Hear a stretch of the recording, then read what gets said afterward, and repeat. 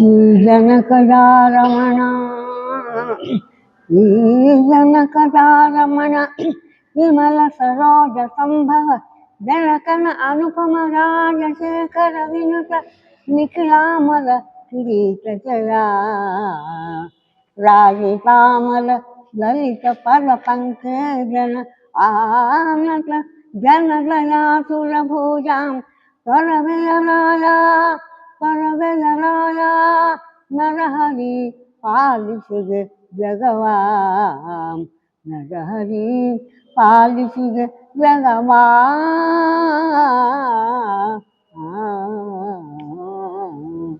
ಇಂದಿನ ಗಮಕ ಕಾರ್ಯಕ್ರಮಕ್ಕೆ ಆಗಮಿಸಿರುವಂತ ಜಂಗಮ ಜನಾರ್ದನ ಸ್ವರೂಪಿಗಳಂತ ಭಕ್ತರಿಗೆ ವಂದಿಸಿ ಈಗ ನಾವು ಸರ್ವೇ ರಾಮಾಯಣದ ಈ ಮೊದಲ ಪೀಠಿಕಾ ಸಂಧಿಯಲ್ಲಿಯ ಒಂದು ಪದ್ಯವನ್ನು ಹೇಳಿದ್ದಾರೆ ನಮ್ಮ ಗಮಕಿಗಳು.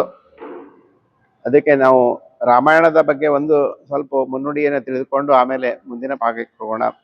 ಪೂಜಂತಿ ರಾಮ ರಾಮೇತಿ ಮಧುರಂ ಮಧುರಾಕ್ಷರಂ ಆರೋಹ್ಯ ಶಾಖಾಂ ಕವಿತಾಂ ಒಂದೇ ವಾಲ್ಮೀಕಿ ಕೋಕಿಲಂ ಅಂತ ಹೇಳಿದಂಗೆ, ಒಂದು ರಾಮಾಯಣ ಎಂಬ ವೃಕ್ಷದಲ್ಲಿ ರಾಮ ರಾಮ ಎಂದು ಮಧುರ ಸ್ವರದಿಂದ ಕೂಗುತ್ತಿರುವಂತಹ ವಾಲ್ಮೀಕಿ ಎಂಬ ಕೋಕಿಲಿಗೆ ವಂದಿಸಬೇಕು. ಯಾಕಂದರೆ ವಾಲ್ಮೀಕಿ ಬರೆದಂಥ ರಾಮಾಯಣನೇ ಇಡೀ ದೇಶದಲ್ಲಿ ಜಗತ್ತಿನಲ್ಲಿ ಪ್ರಸಾರವಾಯಿತು.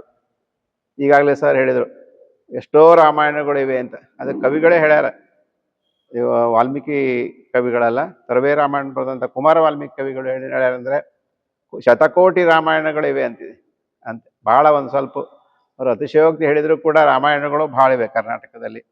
ವಿಜಯಪುರ ನಗರದಲ್ಲೇ 2 ರಾಮಾಯಣಗಳು ರಚಿತವಾಗಿವೆ.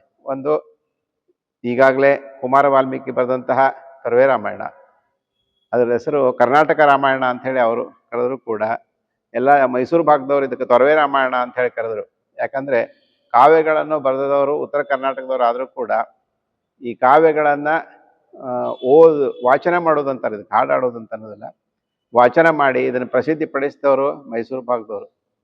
ಅವರು ಅದಕ್ಕೆ ತೊರವೆಯಲ್ಲಿ ರಚಿತವಾಗಿದ್ದರಿಂದ ಈ ಕಾವ್ಯಕ್ಕೆ ತೊರವೆ ರಾಮಾಯಣ, ಮತ್ತು ಗದುಗಿನಲ್ಲಿ ರಚಿತವಾಗಿದ್ದಂತಹ ಕುಮಾರವ್ಯಾಸರ ಭಾರತಕ್ಕೆ ಗದುಗಿನ ಭಾರತ ಅಂಥೇಳಿ ಕರೆದರು ಅಂಥೇಳಿ. ಅದಕ್ಕೆ ರಾಮನಾಮ ಪಾಯಸಕ್ಕೆ ಕೃಷ್ಣನಾಮ ಸಕ್ಕರೆ, ವಿಠಲನಾಮ ತುಪ್ಪ ಬೆರೆಸಿ ಬಾಯಿ ಚಪ್ಪರಿಸಿರು ಅಂಥೇಳಿ ನಮ್ಮ ಕನ್ನಡದ ಮಹಾ ಇವರು ದಾಸರಾದಂಥ ಪುರಂದಾಸರು ಹೇಳಿದ್ದಾರೆ. ನಿನ್ನೆ ಅವರ ಪುರಂದಾಸರ ಆರಾಧನೆಯನ್ನು ನಾವು ಆಚರಿಸಿದ್ದೀವಿ. ಅದಕ್ಕೆ ರಾಮನಾಮ ಪಾಯಸ ಅಂದರೆ ಕನ್ನಡ ಕಾವ್ಯದಲ್ಲಿ ಅದು ತೊರವೆ ರಾಮಾಯಣ, ಭಕ್ತಿಮಯವಾದಂಥ ತೊರವೆ ರಾಮಾಯಣ. ಕೃಷ್ಣನಾಮ ಸಕ್ಕರೆ ಅಂತಂದರೆ ಗದುಗಿನ ಭಾರತ, ಕೃಷ್ಣನ ಚರಿತ್ರೆ ಇದೆ. ವಿಠಲನಾಮ ತುಪ್ಪ ಅಂದರೆ ಜೈಮಿನಿ ಭಾರತ ಅಂತ ಹೇಳಿ ಈ ಕರ್ನಾಟಕದ ಈ ಒಂದು 3 ಶ್ರೇಷ್ಠ ಕಾವ್ಯಗಳನ್ನು ನಾವು ಹೆಸರಿಸಬಹುದು. ತುಂಬ ಭಕ್ತಿಯಿಂದ ಬರೆದಂತಹ ಕಾವ್ಯಗಳು. ಈ ವಿಜಯಪುರದಲ್ಲಿ ಇನ್ನೊಂದು ರಾಮಾಯಣ ಬರೆದಾರಂತ ನಾನು ಹೇಳಿದ್ದೆ. ಇದು ಅಭಿನವ ಪಂಪ ಅವನು ಬರೆದಂಥ, ನಾಗಚಂದ್ರ ಅವನು ಬರೆದಂಥ ಪಂಪ ರಾಮಾಯಣ ಅಂತ ಕರೀತಾರೆ ಅದು. ಆದರೆ ಅದರಲ್ಲಿ ರಾವಣನು ಜೈನ ಆಗಿದ್ದರಿಂದ ಜೈನ ವ್ಯಕ್ತಿತ್ವ ತೋರಿಸ್ತಾರೆ, ಜೈನ ಕವಿಗಳವರು ಜೈನ ವ್ಯಕ್ತಿತ್ವ ತೋರಿಸೋದ್ರಿಂದ ಅದು ಈ ಮಟ್ಟಕ್ಕೆ ಬರಲಿಕ್ಕೆ ಸಾಧ್ಯ ಆಗಿಲ್ಲ.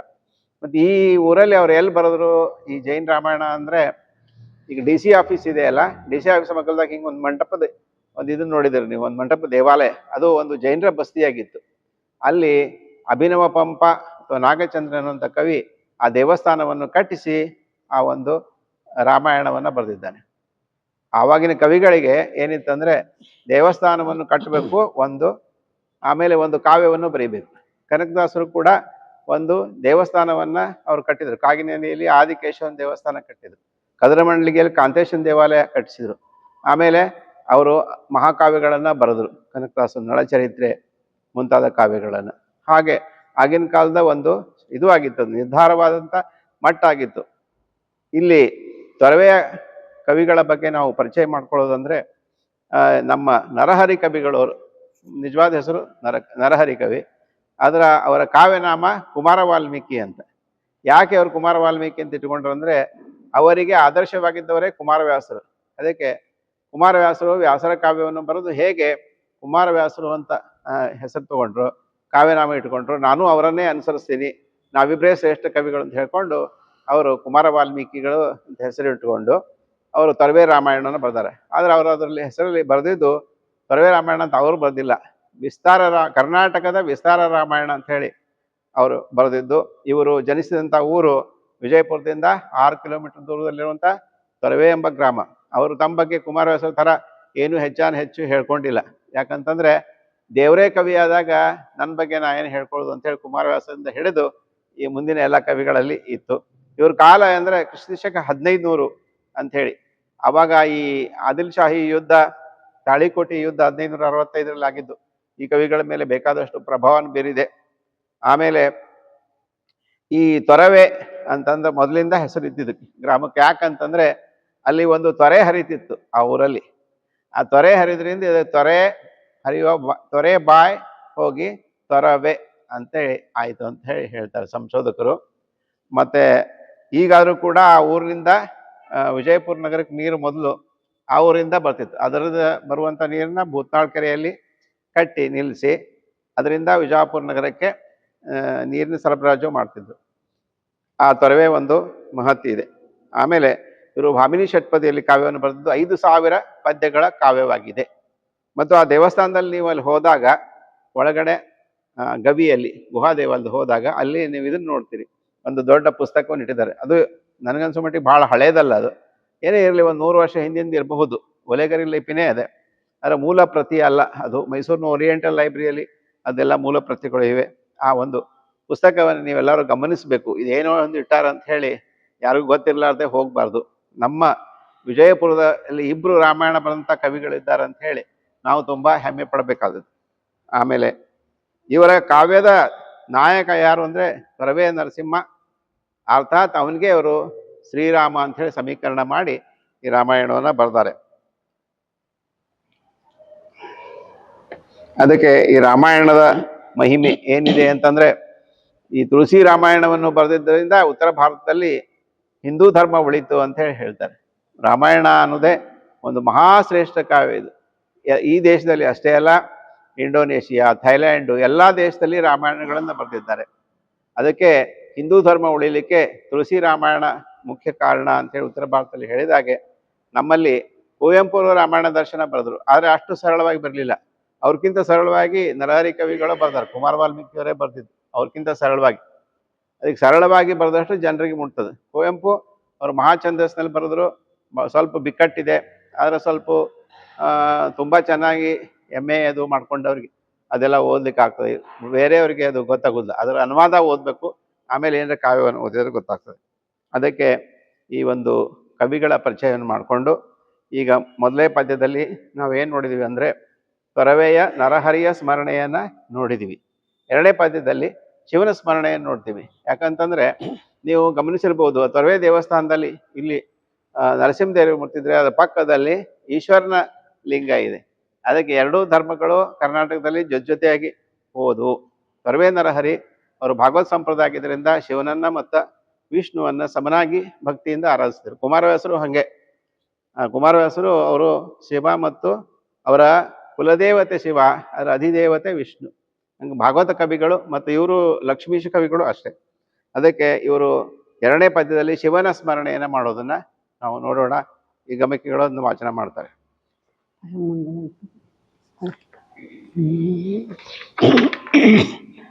ಪರಮ ಮಂಗಳಮೂರ್ತಿ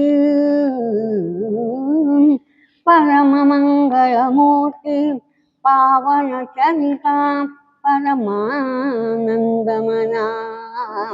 ಪುರಹರ ಪುರಂದರ ಪೂಜಿತಾಂಘ್ರಿ ಸರೋಜ ಶಶಿಮೌಳಿ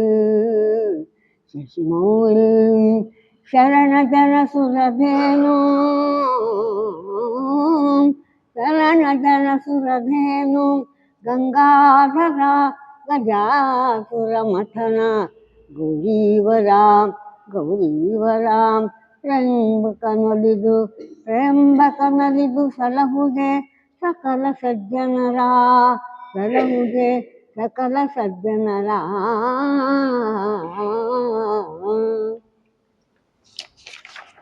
ಇಲ್ಲಿ ಶಿವನ ಸ್ತುತಿಯನ್ನು ಪರಮ ಮಂಗಳ ಮೂರ್ತಿ, ಪಾವನ ಚರಿತ, ಪರಮಾನಂದಮಯ, ಪುರಹರ ಅಂದರೆ ತ್ರಿಪುರಗಳನ್ನು ನಾಶ ಮಾಡಿದವನು, ಪೂಜಿತಾಂಗ್ರಿ ಸರೋಜ ಅಂದರೆ ಇವನ ಪಾದ ಕಮಲಗಳಿಗೆ, ಶಿವನ ಪಾದ ಕಮಲಗಳು ಪೂಜೆಯನ್ನು ಮಾಡಿಸ್ಕೊಳ್ತಾ ಇವೆ.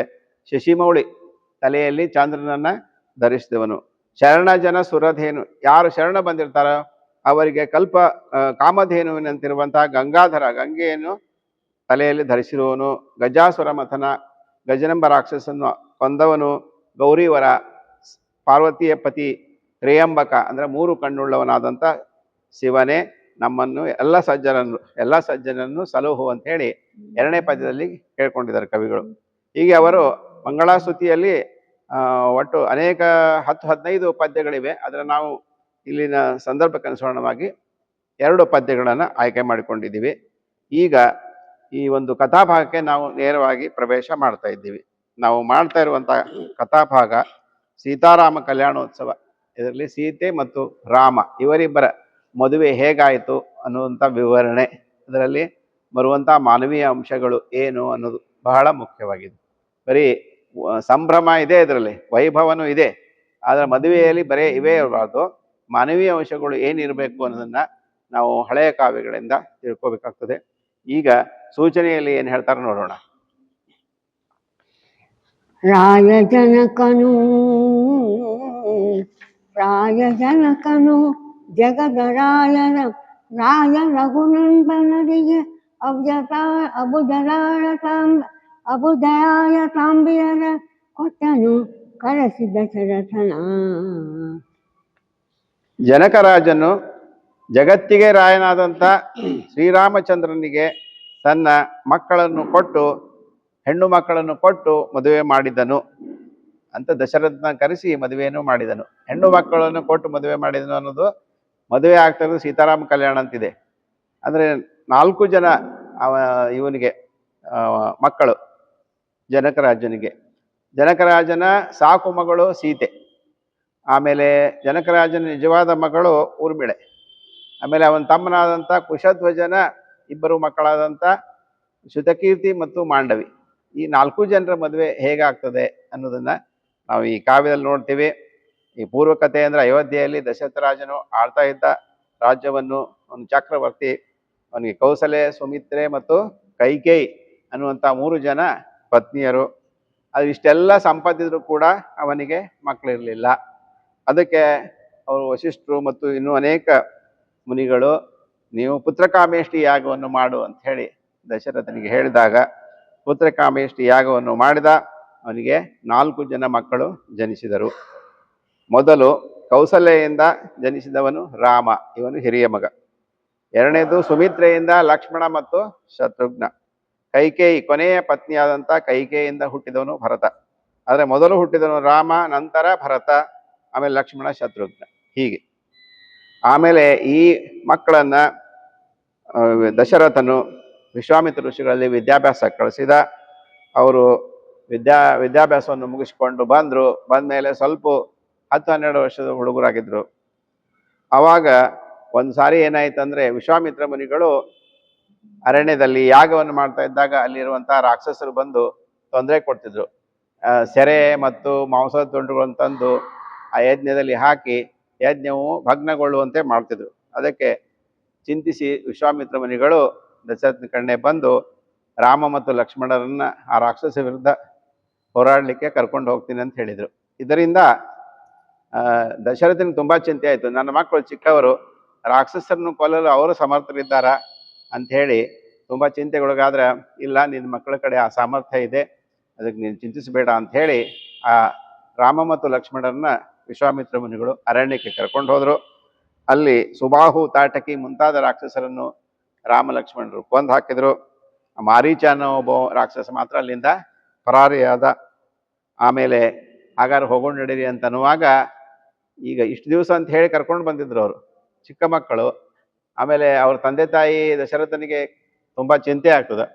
ಅದಕ್ಕೆ ಹೋಗುವಾಗ ಅವ್ರಿಗೆ ಏನಾಯಿತು, ಈ ಮಿಥಿಲಾ ನಗರಿಯಲ್ಲಿ ಒಂದು ಸ್ವಯಂವರ ನಡೆದದೆ, ಅದಕ್ಕೆ ಹೋಗಬೇಕು ಅನ್ನುವಂಥ ಒಂದು ಸಂದೇಶ ಬಂತು. ಸರಿ ಅಂಥೇಳಿ ವಿಶ್ವಾಮಿತ್ರ ಮುನಿಗಳು ರಾಮ ಲಕ್ಷ್ಮಣರನ್ನು ಆ ಸ್ವಯಂವರಕ್ಕೆ ಕರೆದುಕೊಂಡು ಹೋದರು ಮಿಥಿಲಾ ನಗರಿಗೆ. ಅಲ್ಲಿ ಏನಿತ್ತು ಅಂತಂದರೆ, ಆ ಜನಕರಾಜನ ಮಗಳಾದಂಥ ಸೀತೆ, ಆಕೆಯನ್ನು ವಿವಾಹವಾಗುವವನು ಒಂದು ಶಿವಧನಸ್ಸನ್ನು ಮುರಿಯಬೇಕಾಗಿತ್ತು. ಹಿಂದಿನ ಋಷಿಗಳು ಹೇಳೇ ಕೊಟ್ಟಿದ್ರು, ಈ ಶಿವಧನಸ್ಸನ್ನು ಯಾರು ಮುರಿತಾರಲ್ಲ ಅವನಿಗೆ ನಿನ್ನ ಮಗಳನ್ನು ಕೊಡಬೇಕು ಅಂತ ಹೇಳಿ ಅದರಂತೆ ಆ ರಾಮನು ಒಂದು ಕಡ್ಡಿಯ ಸಮಾನ ಮಾಡಿ ಆ ಶಿವಧನಸ್ಸನ್ನು ಮುರಿದು ಹೋದ. ರಾವಣನು ಮೊದಲು ಎತ್ತಲಿಕ್ಕೆ ಬಂದಿದ್ದಂತೆ, ಆದರೆ ರಾವಣನಿಗೆ ಅದನ್ನು ಎತ್ತಲಿಕ್ಕೆ ಆಗಲಿಲ್ಲ. ಅವನು ಎತ್ತಿದ ಸ್ವಲ್ಪ, ಆದರೆ ಮುಂದೆ ಭಾರತ ಆಳಲಾರ್ದೆ ನೆಲಕ್ಕೆ ಬಿದ್ದುಬಿಟ್ನಂತೆ. ಅಲ್ಲಿರುವಂಥ ಯುವತಿಯರು ಅವರೆಲ್ಲ ನೋಡಿ ನಕ್ಕರು. ರಾವಣನಿಗೆ ಅಪಮಾನ ಆಗಿ ಇನ್ನೊಂದ್ಸಲ ಬಂದು ನೋಡ್ಕೋತೀನಿ ಅಂತ ಹೇಳಿ ಅವನು ಹೋಗ್ಬಿಟ್ನಂತೆ. ಈಗೇನಾಯಿತು ಅಂದರೆ ಸೀತೆ ರಾಮನಿಗೆ ಮಾಲೆ ಹಾಕಿದಳು. ಈಗ ಆಗಿದ್ದು ನಿಶ್ಚಿತಾರ್ಥ. ಇನ್ನು ಮುಂದೆ ಅವ್ರ ತಂದೆ ತಾಯಿ ಯಾರೂ ಬಂದಿಲ್ಲ. ತಂದೆ ತಾಯಿ ಬಂಧು ಬಳಗ ಬರಲಾರ್ದೆ ಮದುವೆ ಮಾಡ್ಕೊಳ್ಳಿಕ್ಕೆ ಬರುವುದಿಲ್ಲ. ಅದಕ್ಕಂತ ಹೇಳಿ ಪತ್ರವನ್ನ ಬರೆದು ಕಳಿಸ್ತಾ ಇದ್ದಾನೆ ಜನಕರಾಜನು ದಶರಥನಿಗೆ.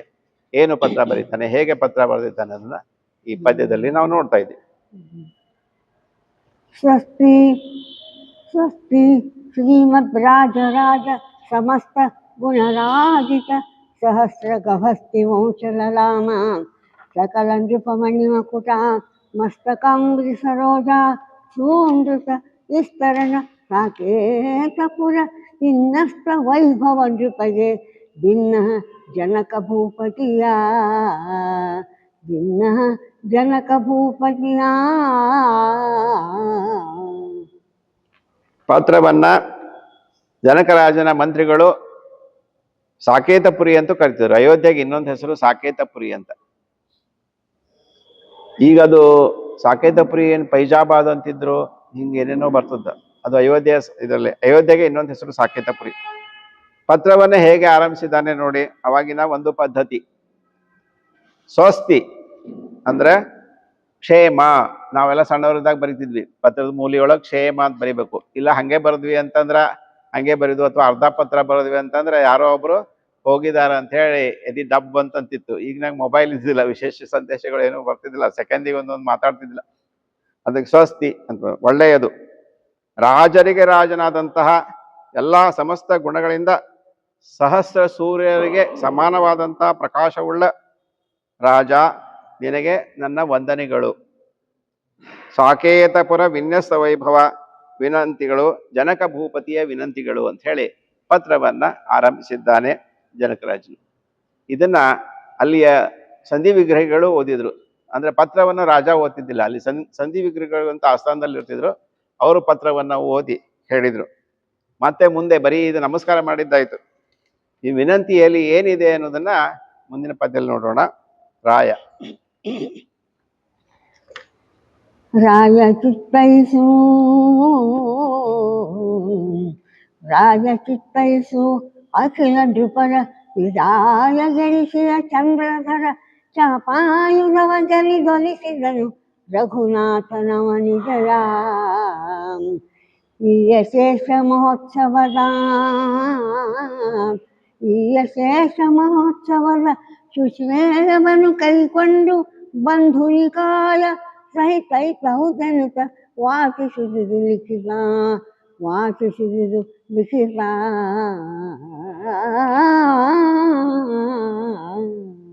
ಈಗಾಗಲೇ ದೂತರು ರಾಮನು ಆ ಶಿವಧನಸ್ಸನ್ನು ಗೆದ್ದು ಸೀತೆಯನ್ನು ಮದುವೆ ಆಗ್ತಾನೆ ಅನ್ನುವಂಥ ವಿಚಾರ ಗೊತ್ತಿತ್ತು.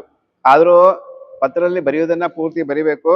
ರಾಯ ಕೇಳು, ಅಖಿಲ ನೃಪರ ಎಲ್ಲ ರಾಜರನ್ನು ಸೋಲಿಸಿದಂತಹ ಚಂದ್ರಧರ ಚಾಪಾಯುಧ ಅಂದ್ರೆ ಚಂದ್ರಧರ ಶಿವನ ಒಂದು ಬಿಲ್ಲನ್ನು ಗೆದ್ದಂತ ರಾಮನು, ರಘುನಾಥನು, ಅವನಿಜಯ ಅಂದ್ರೆ ಸೀತಾ. ಅವನಿಜಯ ಅಂದ್ರೆ ಅವನಿ ಅಂದ್ರೆ ಭೂಮಿ.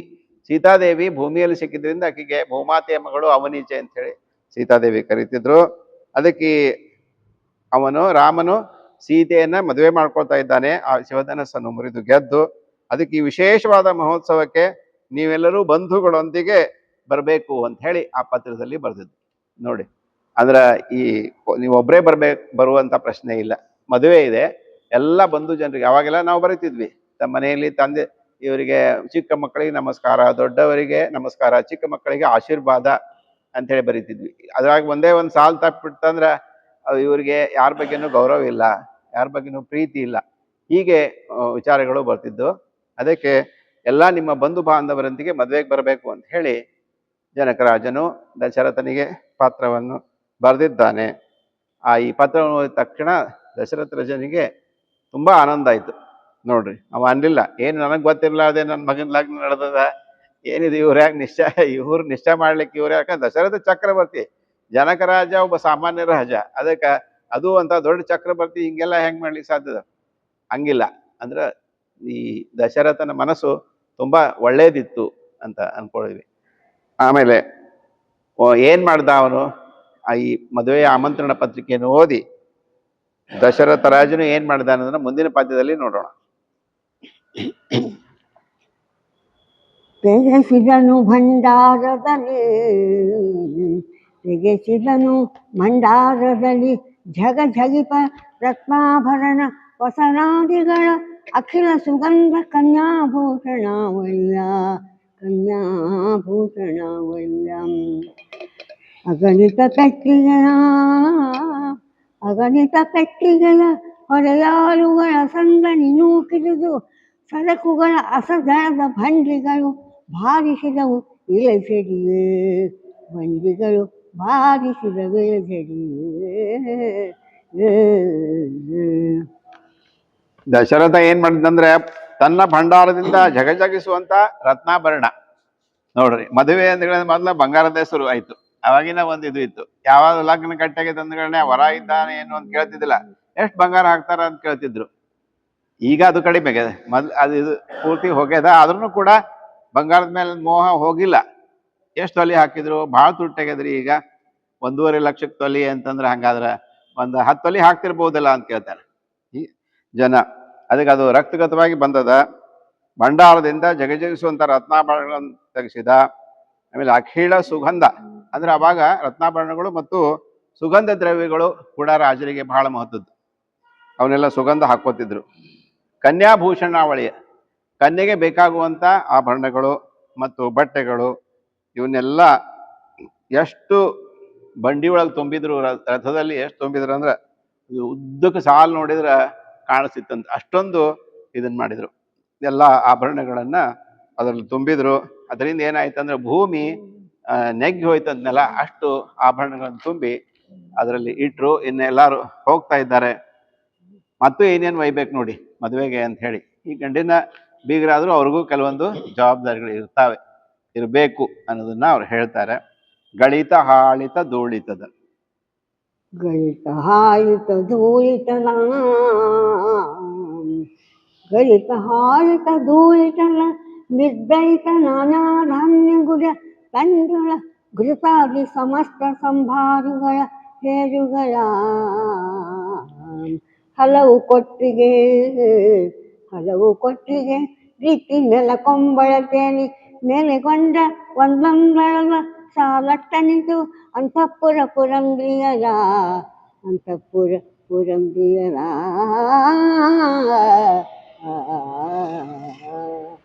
ಗಳಿತ ಹಾಳಿತ ಧೂಳಿತದ. ಗಳಿತ ಅಂದ್ರ ಚಾಳ್ನಿ ಹಾಕಿದ್ದು, ಕಾಳುಗಳನ್ನ ಚಾಳ್ನಿಗೆ ಹಾಕ್ತಿದ್ರು. ಕುಸುಬಿ, ಜ್ವಾಳ, ಗೋಧಿ ಯಾವುದೇ ಇರಲಿ ಚಾಳ್ನಿ ಹಾಕಿ, ದೊಡ್ಡ ದೊಡ್ಡ ಚಾಳ್ನಿದ್ದು. ಈಗ ಅವೆಲ್ಲ ಹೋದಂಗೆ ಕಾಣಿಸ್ಲಿಕ್ಕಂತ. ಈಗೆಲ್ಲ ಸ್ವಚ್ಛ ಅಲ್ಲೇ ಆಗಿಬಿಟ್ಟಿರ್ತದ, ಮಷಿನ್ದಾಗೆ ಆಗಿರ್ತದೆ ರಾಶಿ ಮಾಡೋ ಮುಂದೆ.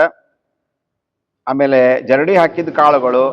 ಆಮೇಲೆ ಹಾಳಿತ ಅಂತಂದ್ರೆ ಹಿಟ್ಟು ಮಾಡಿದ್ದು, ಧೂಳಿತ ಅಂದ್ರ ಹಿಟ್ಟು ಮಾಡಿದ್ದು, ಹಾಳಿತ ಅಂದ್ರೆ ಅಳತೆ ಮಾಡೋದು. ಅಂದ್ರೆ ಈಗ ನಾವು ಆಹಾರ ಇವನ್ ಏನೇನ್ ಕೊಡ್ತಾ ಇದ್ದೀವಿ, ಮದುವೆಯಲ್ಲಿ ಏನೇನ್ ಅಡಿಗೆ ಮಾಡ್ತೀವಿ ಅಂತ ನೋಡ್ಕೋಬೇಕಂದ್ರ ಏನು ಅಂದಾಜ್ ಮೇಲೆ ಹೇಳಲಿಕ್ಕೆ ಬರುದಿಲ್ಲ. ಅದಕ್ಕೆ ಸೊಲಗಿಯಿಂದ ಅವನ್ನ ಅಳತಿ ಮಾಡ್ತಿದ್ರು.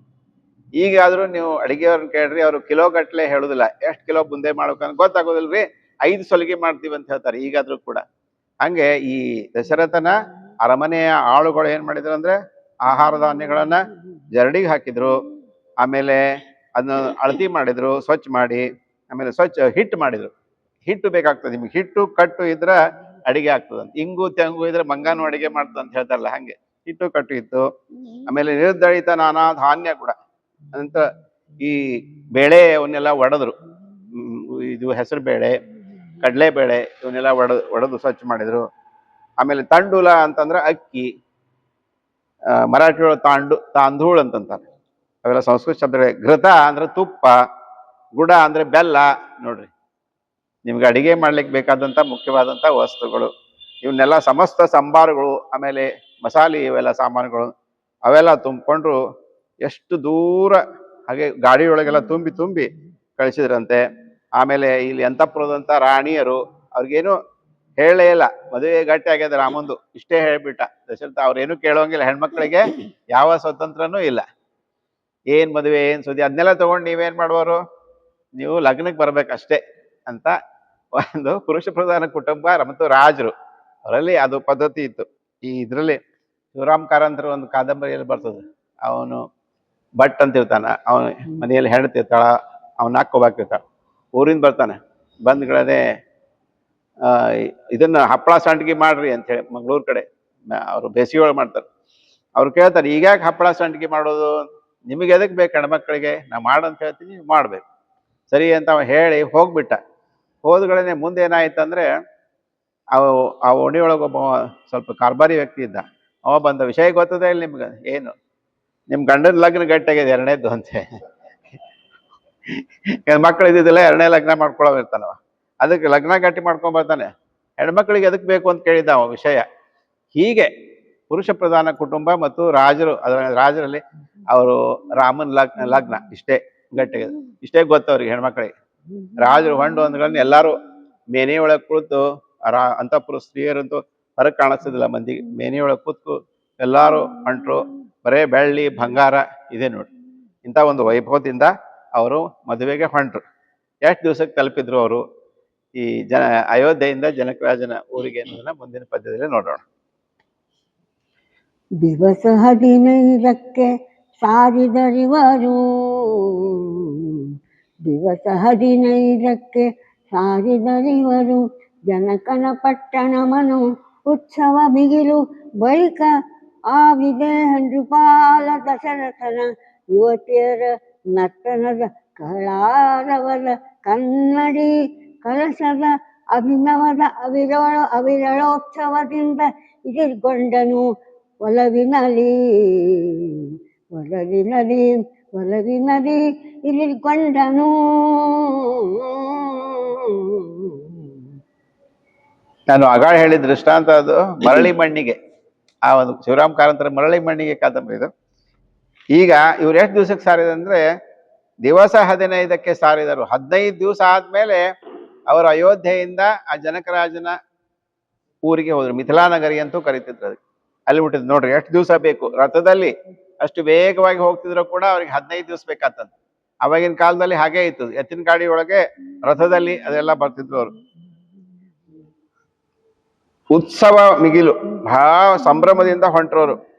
ಆಮೇಲೆ ಅವರು ಊರು ತಲುಪಿದಗಳನ್ನೇ ಈ ವಿದೇಹ ನೃಪಾಲ ಆದಂತ ಜನಕರಾಜ, ವಿದೇಹ ಅಂತ ದೇಶನು ಕರಿತಿದ್ರು, ಜನಕರಾಜನು ಜನಕಪುರಿ ಅಂತ ಕರಿತಿದ್ರು, ಮತ್ತೆ ಮಿಥಿಲಾನಗರ ಅಂತ ಕರಿತಿದ್ರು.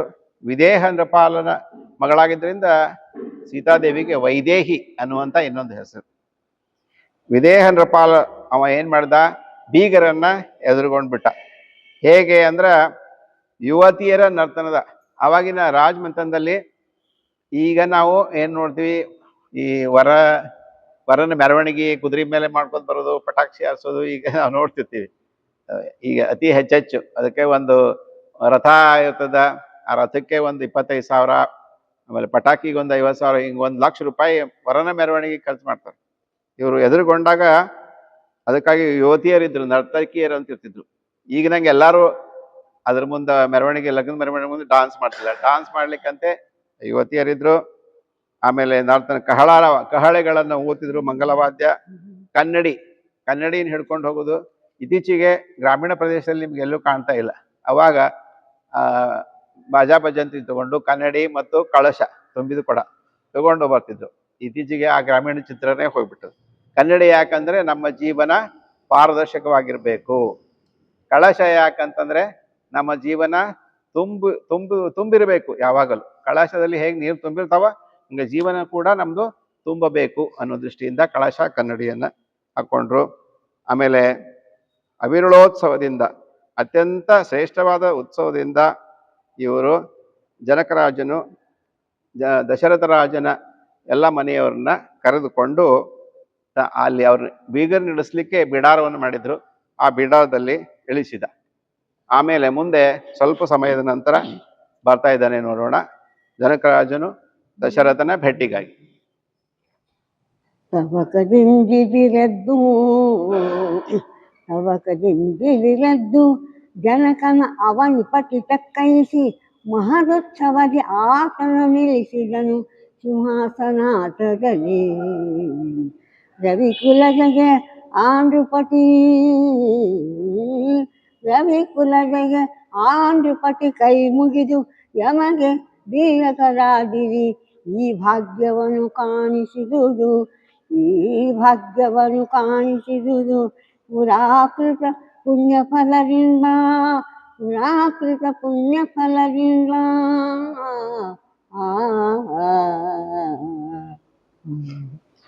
ದಶರಥ ರಾಜ ಮತ್ತು ಅವನ ಬಳಗದವರೆಲ್ಲ ಇಳಿದುಕೊಂಡಿದ್ದಂತಹ ಆ ಅರಮನೆಗೆ ಜನಕರಾಜನು ಬಂಧುಗಳನ್ನೇ ನೋಡ್ರಿ. ದಶರಥ ಎಷ್ಟು ಒಳ್ಳೆಯವಿದ್ದ. ಬಂದ ತಕ್ಷಣ ಅವನು ಜನಕರಾಜನನ್ನು ಅಪ್ಕೊಂಡ್ಬಿಟ್ನಂತೆ. ತಕ್ಕೈಸಿ ಅಂತಂದ್ರೆ ಅಪ್ಕೊಳ್ಳೋದು ಅಂತ. ತೆಕ್ಕಿ ಮುಕ್ಕಿ ಜಗಳಾಡಿದ್ರು ಅಂತ ನಾವು ಹೇಳ್ತೀವಲ್ಲ ಗ್ರಾಮೀಣ ಭಾಷೆಯಲ್ಲಿ, ಅವೆಲ್ಲ ಶಬ್ದಗಳು ಹೋಗ್ಲಿಕ್ಕತ್ತಾವೀಗ. ಅಪ್ಕೊಂಡ್ಬಿಟ್ನಂತೆ.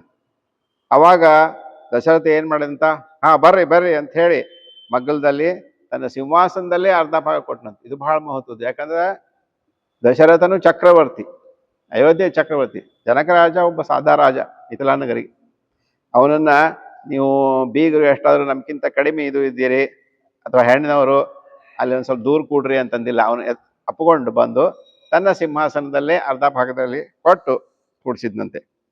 ಆಮೇಲೆ ಜನಕರಾಜ ಏನ್ ಮಾಡಿದ್ನಂತ, ದಶರಥನಿಗೆ ಕೈ ಮುಗಿದು ನಮ್ಮ ಬೀಗರಾದ್ರಿ ಇದು ನಮ್ಮ ಹಿಂದಿನ ಜನ್ಮದ ಪುಣ್ಯ ಫಲದಿಂದ ಅಂತ ಹೇಳಿದ್ನು.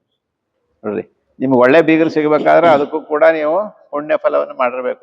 ಬರಾಕನ್ಯಾ ಅವ್ರಿಗೆ ಬೇಕಾಗಿ ಮದುವೆ ಮಾಡ್ಕೋತಿರ್ಬೋದು, ಆದ್ರೆ ಒಳ್ಳೆ ಬೀಗರು, ಒಳ್ಳೆ ಮನುಷ್ಯತ್ವ ಇರುವವರು ಅವ್ರು ಸಿಗ್ಬೇಕಂದ್ರೆ ಅದು ನಿಮ್ಗೆ ಪುಣ್ಯ ಫಲದಿಂದ ಅಂತ ಹೇಳಿ ಹೇಳ್ದ. ಈಗಿನ ಬೀಗರು ಹಂಗಿರುದಿಲ್ಲ.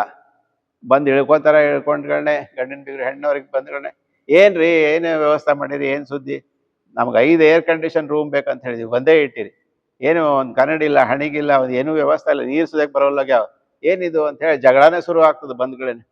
ಈಗ ಅನೇಕ ಕಡೆ ನಾವು ನೋಡಿದ್ದೀವಿ. ಹಂಗಿಲ್ಲ, ಎಷ್ಟು ಮಾನವೀಯತೆ ಅದ ಇವನು ದಶರಥನ ಕಡೆ.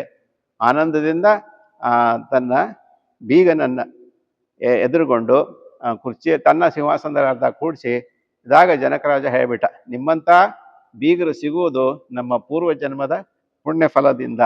ಅಂದ್ರೆ ಮಾನವೀಯ ವಿಚಾರಗಳನ್ನು ನಾವು ಹೇಗೆ ನಾವು ಇದನ್ನ ಮಾಡಬೇಕು, ವರ್ತಿಸ್ಬೇಕು ಅನ್ನೋದನ್ನ ಈ ಹಿಂದಿನ ಕಾವ್ಯಗಳಿಂದ ನಾವು ತಿಳ್ಕೊಬೇಕು. ಇದರಲ್ಲಿ ಈಗ ನಾವು ಹೋಲಿಕೆ ಮಾಡಿ ನೋಡಿದಾಗ ನಮ್ಗೆ ಗೊತ್ತಾಗ್ತದೆ. ಈಗ ಇಷ್ಟೆಲ್ಲ ಆಯಿತು, ಆದ ಕಡೆನೆ ಇನ್ನೂ ಮಾತುಕತೆ ಆಗಿಲ್ಲ. ಇವ್ರು ಲಗ್ನಕ್ಕೆ ಬಂದ್ಬಿಟ್ಟಾರ, ಈಗಾಗಲೇ ಲಗ್ನ ಗಟ್ಟಿಯಾಗ್ಯದ, ಆದ್ರೆ ಮಾತುಕತೆ ಆಗಿಲ್ಲ ಇನ್ನು. ಯಾಕಂತ ದೊಡ್ಡವ್ರು ಮಾತಾಡಿ ಇದನ್ನ ಗಟ್ಟಿ ಮಾಡ್ಬೇಕು. ಕೃಷ್ಣಾದರೂ ಮಹಾಭಾರತದಲ್ಲಿ ಕೂಡ ಇದೇ ತರ ಬರ್ತದೆ. ಅದಕ್ಕೆ ಅಭಿಮನ್ಯುವಿನ ಮದುವೆ ಗಟ್ಟಿ ಮಾಡಿಬಿಟ್ಟಿರ್ತಾರ. ಅವ್ರು ಒಂದ್ ಮಾತು ಹೇಳಿರ್ತಾರೆ, ಇದನ್ನ ನಮ್ಗೆ ಕೃಷ್ಣ ಒಪ್ಪಬೇಕು ಅಂದ್ರಷ್ಟೇ ಇದು ಸಾಧ್ಯದಂತ. ಹಾಗೆ ದೊಡ್ಡವರು ಹೇಳುತ್ತಾನ ಮದುವೆ ಗಟ್ಟಿ ಆಗ್ತಿರ್ಲಿಲ್ಲ. ಈಗ ಮಾತುಕತೆಗೆ ಬರ್ತಾ ಇದ್ದಾರೆ. ಒಂದು ಪ್ರಶ್ನೆಯನ್ನ ಕೇಳ್ತಾ ಇದ್ದಾರೆ ವಶಿಷ್ಠ ಮುನಿಗಳು ಜನಕರಾಜನಿಗೆ. ಯಾವ ಪ್ರಶ್ನೆ ನೋಡೋಣ. ಸಲಹಿರನು ಜನಕ ಚಿಕೀಶನು ಸಲಹಿರನು ಜನಕ ಚಿಕೀಶನು ನೆಲದೊಳುರಿಸಿದ ಮಗಳನೆಂದೇ ಹಲವರು ಆಡುವರು ಅದರಿನು ನಿಜ ತನಯರಲ್ಲೆಂದು ಉಳುಕುವುದು ಚಿತ್ತದಲ್ಲಿ ಜನನದ ನೆಲೆಯನ್ನು ಅರುಹಿದೊರೆಗೆ ಒಪ್ಪುಗಂಬದ ಕಲಿಸಿಕೆ ಅದೇನಿದ್ದುದೆಂದನು ಉಳಿವಿದೆ ಹಂಗೆ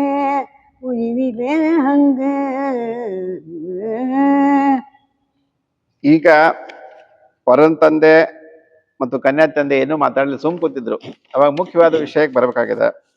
ಅವಾಗ ವಶಿಷ್ಠರು ರಾಜಗುರುಗಳನ್ನು ಇಟ್ಟುಕೊಂಡೇ ಎಲ್ಲ ಕಾರ್ಯಗಳನ್ನು ಮಾಡ್ತಿದ್ರು. ಅವಾಗ ದಶರಥ ರಾಜನು ವಶಿಷ್ಠರಿಗೆ ಹೇಳ್ದ, ಇದೊಂದು ಕೇಳಿಬಿಡ್ರಿ, ನಮ್ಮ ಮನಸ್ಸಾಗ ಒಂದು ಸ್ವಲ್ಪ ಇದು ಅದ. ಆ ವಶಿಷ್ಠರು ಕೇಳಿದ್ರು, ಏನು ಅಂದ್ರ, ನಮಗೊಂದು ವಿಷಯ ಇದು ಅದ, ಸಂಶಯ ಅದ. ಏನು ಇದನ್ನ ಈ ಸೀತಾದೇವಿ ಇದ್ದಾಳಲ್ಲ, ಈಕೆ ಭೂಮಿಯಲ್ಲಿ ಸಿಕ್ಕಾಳ ನಿಮಗ ಅಂತ ಹೇಳಿ, ನಿಮ್ಮ ನಿಜವಾದ ಮಗಳಲ್ಲ ಆಕಿ, ಭೂಮಿಯಲ್ಲಿ ಸಿಕ್ಕಾಳ ಅಂತ. ಬಟ್ ಒಂದು ಅನಾಥ ಹುಡುಗಿ ಅಂತ ಅನ್ಕೊಳ್ಳಿ. ಬಹಳ ಮಂದಿ ಹೇಳ್ತಾರ, ನಾವ್ ಹೇಳ್ತಾ ಇಲ್ಲ, ಬಹಳ ಮಂದಿ ಹೇಳ್ತಾರ. ಅದನ್ನ ಕೇಳಿದ್ರೆ ನಾವು ನಿಮ್ಗೆ ಹೇಳ್ಕತ್ತೀವಿ. ಬಹಳ ಮಂದಿ ಹೇಳ್ತಾರ ಆಕಿ ನಿಜ ತನಯಳಲ್ಲೆಂದು. ನಿಜವಾದಂತ ತನಯ ಅಂದ್ರೆ ಮಗಳಲ್ಲ ಅಂತ. ಉಲುಕುವುದು ಚಿತ್ತದಲ್ಲಿ. ಇದೊಂದೇ ವಿಚಾರ ನಮ್ಮ ಮನಸ್ಸಿನ ಚುಚ್ಚಲಿಕ್ಕತ್ತದ. ಆಕೆ ಹೆಂಗ್ ಹುಟ್ಟಿದ್ದು, ಏನು ನಿಮ್ಗೆ ಹೆಂಗ್ ಸಿಕ್ಕಳು ಅನ್ನೋದನ್ನ ನೀವು ಹೇಳಿದ್ರೆ ನಮ್ಮ ಮನಸ್ಸಿಗೆ ಸ್ಪಷ್ಟ ಆಗ್ತದ ಅಂತ ಹೇಳಿದ್ರು. ನೋಡ್ರಿ, ಹೇಳ್ಬೇಕಾದ್ರೂ ಕೂಡ ದಶರಥ ರಾಜ ಕೇಳಲಿಲ್ಲ ಈ ಮಾತನ್ನ. ಇದನ್ನ ವಶಿಷ್ಠರು ಕೇಳಿದ್ರು. ನಡುವಿನವ್ರು ಮಾತಾಡ್ಬೇಕಾಗ್ತದೆ. ಮಾತುಕತೆ ಸಮಯದಾಗ ಇವರಿಬ್ರು ಅಪರಿಚಿತರ, ಕನ್ಯಾದವರು ವರದವರು, ನಡುವಿನವ್ರು ಮಾತಾಡ್ಬೇಕು. ಹಾಗೆ ಹೇಳಿದ್ರು, ಇದೊಂದು ವಿಚಾರ ನಮ್ಗೆ ಹೇಳ್ರಿ, ಆಮೇಲೆ ಎಲ್ಲ ಹಾದಿ ಸುಗಮ ಆಗ್ತದೆ ಅಂತ ಹೇಳಿದ್ರು. ಅವಾಗ ಹೇಳಿಕತ್ತಾರ ಅವರು, ಯಾರು, ಜನಕ ರಾಜನು ಹೇಳ್ತಾನೆ ವಶಿಷ್ಠರಿಗೆ, ಏನ್ ನೋಡಿ, ಮುನಿಪಚಿತ್ತೈಸಹುದು. ಮುನಿಪಚಿತ್ತೈಸಹುದು, ಮುನಿಪಚಿತ್ತೈಸಹುದು ನೀವೆಂದೆನಿತು ಪೂರ್ವದ ರಾಜಸೂಯದ ವಿನುತ ಮಖ ಭೂಮಿಯನ್ನು ಶೋಧಿಸಲಲ್ಲಿ. ಮನೆಗೆ ಸಿಲುಕಿದ ಭೂಗತಾಲಯ, ಮನೆಗೆ ಸಿಲುಕಿದ ಭೂಗತಾಲಯ ಒನ್ನರು ಹಾಕದ ವಿರಲು ಕಂಡೆನು ಕನಕ ಕಮಲದ ಕರ್ಣಿಕಾ ಮಧ್ಯದಲ್ಲಿ. ಕನಕ ಕಮಲದ ಕರ್ಣಿಕಾ ಮಧ್ಯದಲ್ಲಿ ಕೋಮಮೆಯ.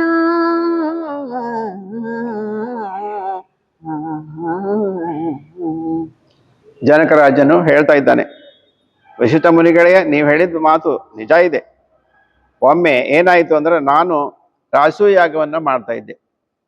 ಮಖ ಅಂದ್ರೆ ಯಜ್ಞ.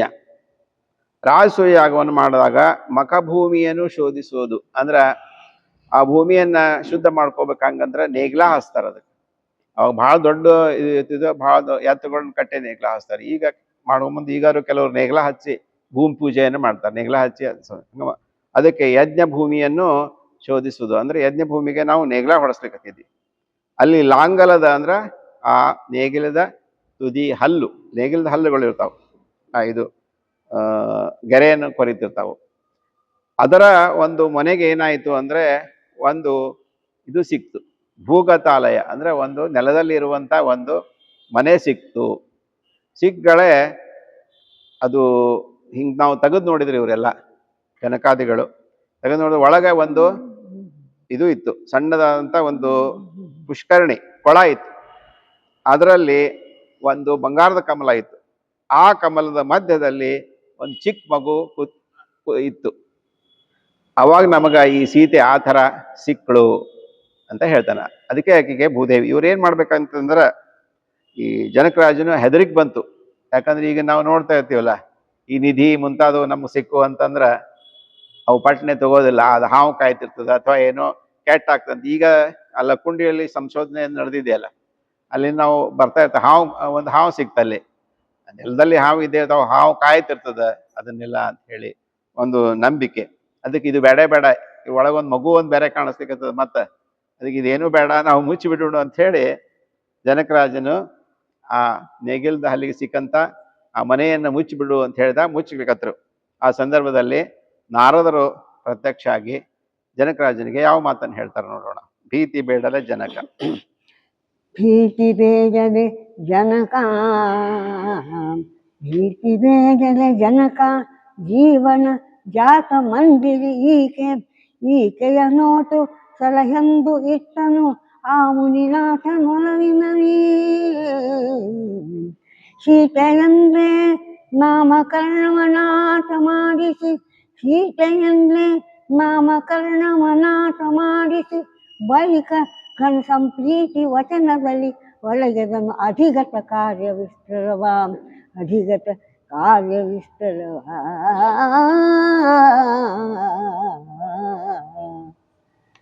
ಅವಾಗ ನಾರದ ಮುನಿಗಳು ಜನಕರಾಜನಿಗೆ ಹೇಳಿದ ಕಥೆಯನ್ನ ಒಂದು ದಶರಥನ ಮುಂದೆ ಹೇಳಿಕತ್ತಾನ. ಭೀತಿ ಬೇಡಲಿ ಜನಕ. ನಾರದ ಮುನಿಗಳು ಹೇಳಿದ್ರು, ಈ ಮುಚ್ಚಬೇಡ ಈ ಮನೆ ನೀನು, ಈಕೆ ಜೀವನ ಜಾತ ಮಂದಿರ. ಈಕೆ ಜೀವನ ಅಂದ್ರ ಸರೋವರ ಅಂತ. ಅದಕ್ಕೆ ಸರೋವರದಲ್ಲಿ ಈಕೆ ಹುಟ್ಟಿದಂತ ಕಮಲದಲ್ಲಿ ಈಕೆ ಹುಟ್ಟಿದಾಳೆ. ಈಕೆಯನ್ನು ಓತು ಸಲಹು ಅಂದ್ರೆ ಪ್ರೀತಿಯಿಂದ ನೀನು ಸಲಹಬೇಕು ಅಂತ ಹೇಳಿ ಆ ಮುನಿನಾಥನು ನಾರದನು ಹೇಳಿದ. ಜನಕರಾಜನಿಗೆ ಮಗುವನ್ನು ಕೊಟ್ಟು ಇದನ್ನ ಅಂಜಬೇಡ ನೀನು, ಈಕೆ ಸರೋವರದಲ್ಲಿ ಹುಟ್ಟಿದಂಥ ಮಗು ಇದ್ದಾಳ, ಅದಕ್ಕೆ ಈಕೆನ ಪ್ರೀತಿಯಿಂದ ಸಲಹು. ನೋಡ್ರಿ, ಅನಾಥ ಮಕ್ಕಳನ್ನ ತಗೊಂಡು ಆಮೇಲೆ ಅವ್ರನ್ನ ಕಾಡಿಸಿ ಅವ್ರಿಗೆ ಏನೇನೋ ಮಾಡುವಂತ ಒಂದು ಅನೇಕ ವಿಷಯಗಳು ಈಗ ಪತ್ರಿಕೆಯಲ್ಲಿ ಬರ್ತಿರ್ತಾವ. ಆದ್ರ ಹಂಗಿಲ್ಲ. ಜನಕರಾಜ ಮತ್ತು ಸೀತೆಯಂದೇ ನಾಮಕರಣವ ಮಾಡಿದರು. ಸೀತೆ ಅಂತ ಯಾಕಂದ್ರ ಆ ನೇಗಿಲ್ದ ಹಲ್ಲುಗಳಿಗೆ ಸೀತೆ ಅಂತ ಕರೀತಾರೆ. ಸೀತಾ ಅಂತ ಕರೆಯೋದ್ರಿಂದ ಆಕೆಗೆ ಸೀತೆ ಅಂತ ಹೆಸರು ಬಂತು. ಸೀತೆ ಎಂದೇ ನಾಮಕರಣ ನಾರದರೇ ಮಾಡಿದ್ರು. ಈಕೆ ನೀವು ಸೀತಾ ಅಂತ ಕರೀರಿ ಅಂತ. ಉಳಿದಕ್ಕೆ ಮೈಥಿಲಿ ಅವೆಲ್ಲ ಮಿಥಿಲಾ ದೇಶದ ರಾಜಕುಮಾರಿ ಆಗಿದ್ದರಿಂದ ಮೈಥಿಲಿ, ಭೂಸುತೆ, ಭೂತನುಜ ಇವೆಲ್ಲ ಹೆಸರುಗಳು ಬಂದಾವ್. ಆದ್ರೆ ಇಲ್ಲಿ ಸೀತೆ ಅಂತ ಬಂದಿದ್ದು ನೇಗಿಲದ ಹಾಲಿನಿಂದ. ಆಮೇಲೆ ಇದನ್ನ ಪ್ರೀತಿಯಿಂದ ಈ ಮಗುವನ್ನು ನೋಡ್ಕೊ, ನಿನ್ನ ಜವಾಬ್ದಾರಿ ಅಂತ ಹೇಳಿ ನಾರದರು ಹೇಳಿದರು. ಮತ್ತೊಂದು ಮಾತನ್ನ ನಾರದರು ಹೇಳಿಕತ್ತಾರೆ ಜನಕರಾಜನಿಗೆ. ಯಾವುದು ನೋಡಿ. ಮನುಜರೂಪಿಂಬೆಳೆಯಳು ಮನುಜರೂಪಿಂಬೆಳೆಯಳು ಈ ಗೋವಿಂದಿಯ ಪತಿ ವಸುಮತಿಯ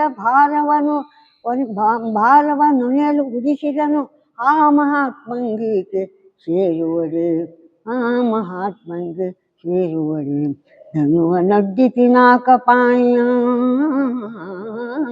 ಧನುವನೊಡ್ಡಿ ಪಾಣಿಯ ಜನಪರನು ಬಲಿಸಿ ಆ ಕೊಳಂಬಾಸನವ ಗೆಲ್ಲಿದಂಗೆ ಈತನನ್ನು ಕೊಡುವುದು. ಗೆಲ್ಲಿದಂಗಿಯುವುದಾತನೇ, ಆತನೇ ವಿಷ್ಣು ಹೀಗೆಂದ.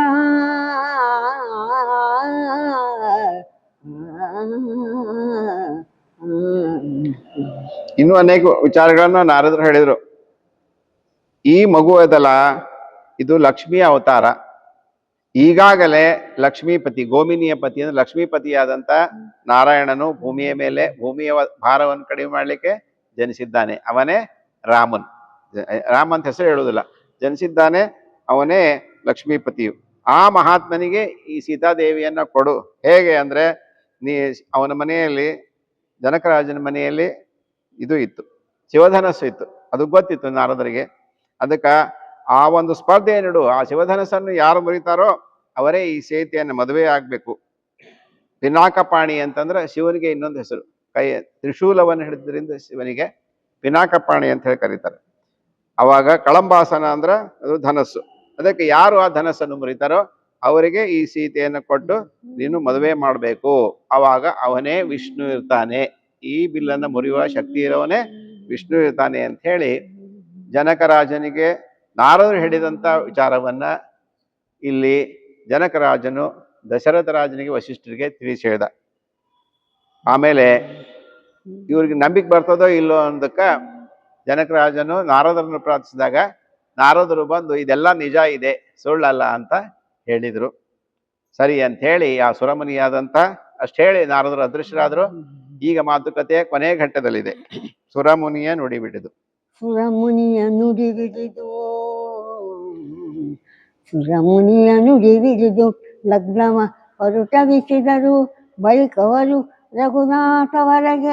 ರಘುವರೆಗೆ ಸೀತಾದೇವಿಯನು, ಸೌಮಿತ್ರಿಗೆ ಊರ್ಮಿಳೆಯ ಭರತ ಶತ್ರುಘ್ನರಿಗೆ ಜನಕಾವರಜ ವೀರ ಕುಶಧ್ವಜಾತ್ಮಜರನ್ನು ನಿರ್ಧರಿಸಿದರು ಮುನಿಪ ವಸಿಷ್ಠನಾಜ್ಞೆಯಲ್ಲಿ. ನಾರದರು ಹೇಳಿದಂತೆ ಲಗ್ನವನ್ನ ಗೊತ್ತು ಮಾಡ್ಲಿಕ್ಕತ್ತಾರೆ. ಯಾರ್ಯಾರಿಗೆ ಅಂದ್ರೆ ರಾಮನ್ ಮದುವೆ ಒಬ್ಬಂದೇ ಅಲ್ಲ, ರಘುವರೆಗೆ ಸೀತಾದೇವಿನು, ರಾಮನಿಗೆ ಸೀತಾದೇವಿ, ಸೌಮಿತ್ರಿಗೆ ಊರ್ಮಿಳೆಯ, ಸೌಮಿತ್ರಿ ಅಂತಂದ್ರೆ ಲಕ್ಷ್ಮಣ, ಸುಮಿತ್ರೆಯ ಮಗ ಸೌಮಿತ್ರಿ, ಅವನಿಗೆ ಊರ್ಮಿಳೆ ಅಂದ್ರೆ ಯಾರು ಅಂದ್ರ ಈ ಜನಕರಾಜನ ನಿಜವಾದ ಮಗಳಾಕಿ ಊರ್ಮಿಳೆ. ಲಕ್ಷ್ಮಣನ ಹೆಂಡತಿ ಆಗಾಕಿ ಜನಕರಾಜನ ನಿಜವಾದ ಮಗಳು. ಆಕೆ ಸೀತೆ ಸಾಕು ಮಗಳು. ಆಮೇಲೆ ಭರತ ಮತ್ತು ಶತ್ರುಘ್ನರಿಗೆ ಅವ್ರಿಗೂ 2 ಕನ್ಯಾ ಗಟ್ಟಿ. ಅದು ಯಾರಂದ್ರೆ ಆ ಜನಕರಾಜನ ತಮ್ಮನಾದಂತ ಕುಶಧ್ವಜ ಅಂತಿದ್ದ. ಆ ಕುಶಧ್ವಜನ 2 ಹೆಣ್ಣು ಮಕ್ಕಳನ್ನ ಅವ್ರು ಯಾರಂದ್ರ ಊರ್ಮಿಳೆ, ಇದು ಮಾಂಡವಿ ಮತ್ತು ಶ್ರುತಕೀರ್ತಿಯನ್ನು ಶತ್ರುಘ್ನನಿಗೆ, ಮಾಂಡವಿಯನ್ನ ಭರತನಿಗೆ ಗೊತ್ತುಪಡಿಸ್ಬಿಟ್ರು. ನೋಡ್ರಿ, 4 ಜನರದ್ದು ಮದುವೆ ಆವಾಗಿನ ಕಾಲದಲ್ಲಿ. ಈಗೂ ಕೆಲವೊಬ್ರು ಕಡಿ ತೆಮ್ಮನ್ ಬಿಡಬಾರ್ದು ಅಂತ ಹೇಳಿ ಅವನು ದೊಡ್ಡವನ್ ಜೋಡಿನೇ ಮದುವೆ ಮಾಡ್ತಿರ್ತಾರ, ನಾವು ನೋಡ್ತಿರ್ತೀವಿ ಕೆಲವೊಂದು ಸಮಾಜದಲ್ಲಿ.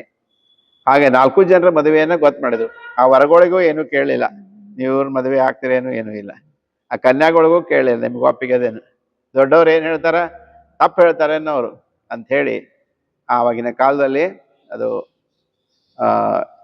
ಪಿತೃಪ್ರಧಾನ ಕುಟುಂಬದಲ್ಲಿ ತಂದೆ ಏನು ಹೇಳ್ತಾನೆ ಅದೇ ನಿಜ. ಅದರಂತೆ ಗೊತ್ತಾಯ್ತು ಯಾರು ಅವರ ತಾಯಂದ್ರಿದ್ದಾರೆ ಅಲ್ಲಿ, ಕೌಸಲ್ಯೆ, ಸುಮಿತ್ರೆ, ಆಮೇಲೆ ಕೈಕೇಯಿ ಇದ್ದಾರೆ, ಅವ್ರನ್ನೂ ಏನು ಕೇಳಿಲ್ಲ ನಿಮ್ಮ ಮಕ್ಕಳನ್ನ ಇವ್ರ ಜೋಡಿ ಮದುವೆ ಮಾಡೋಣ ಹಂಗೇನಿಲ್ಲ.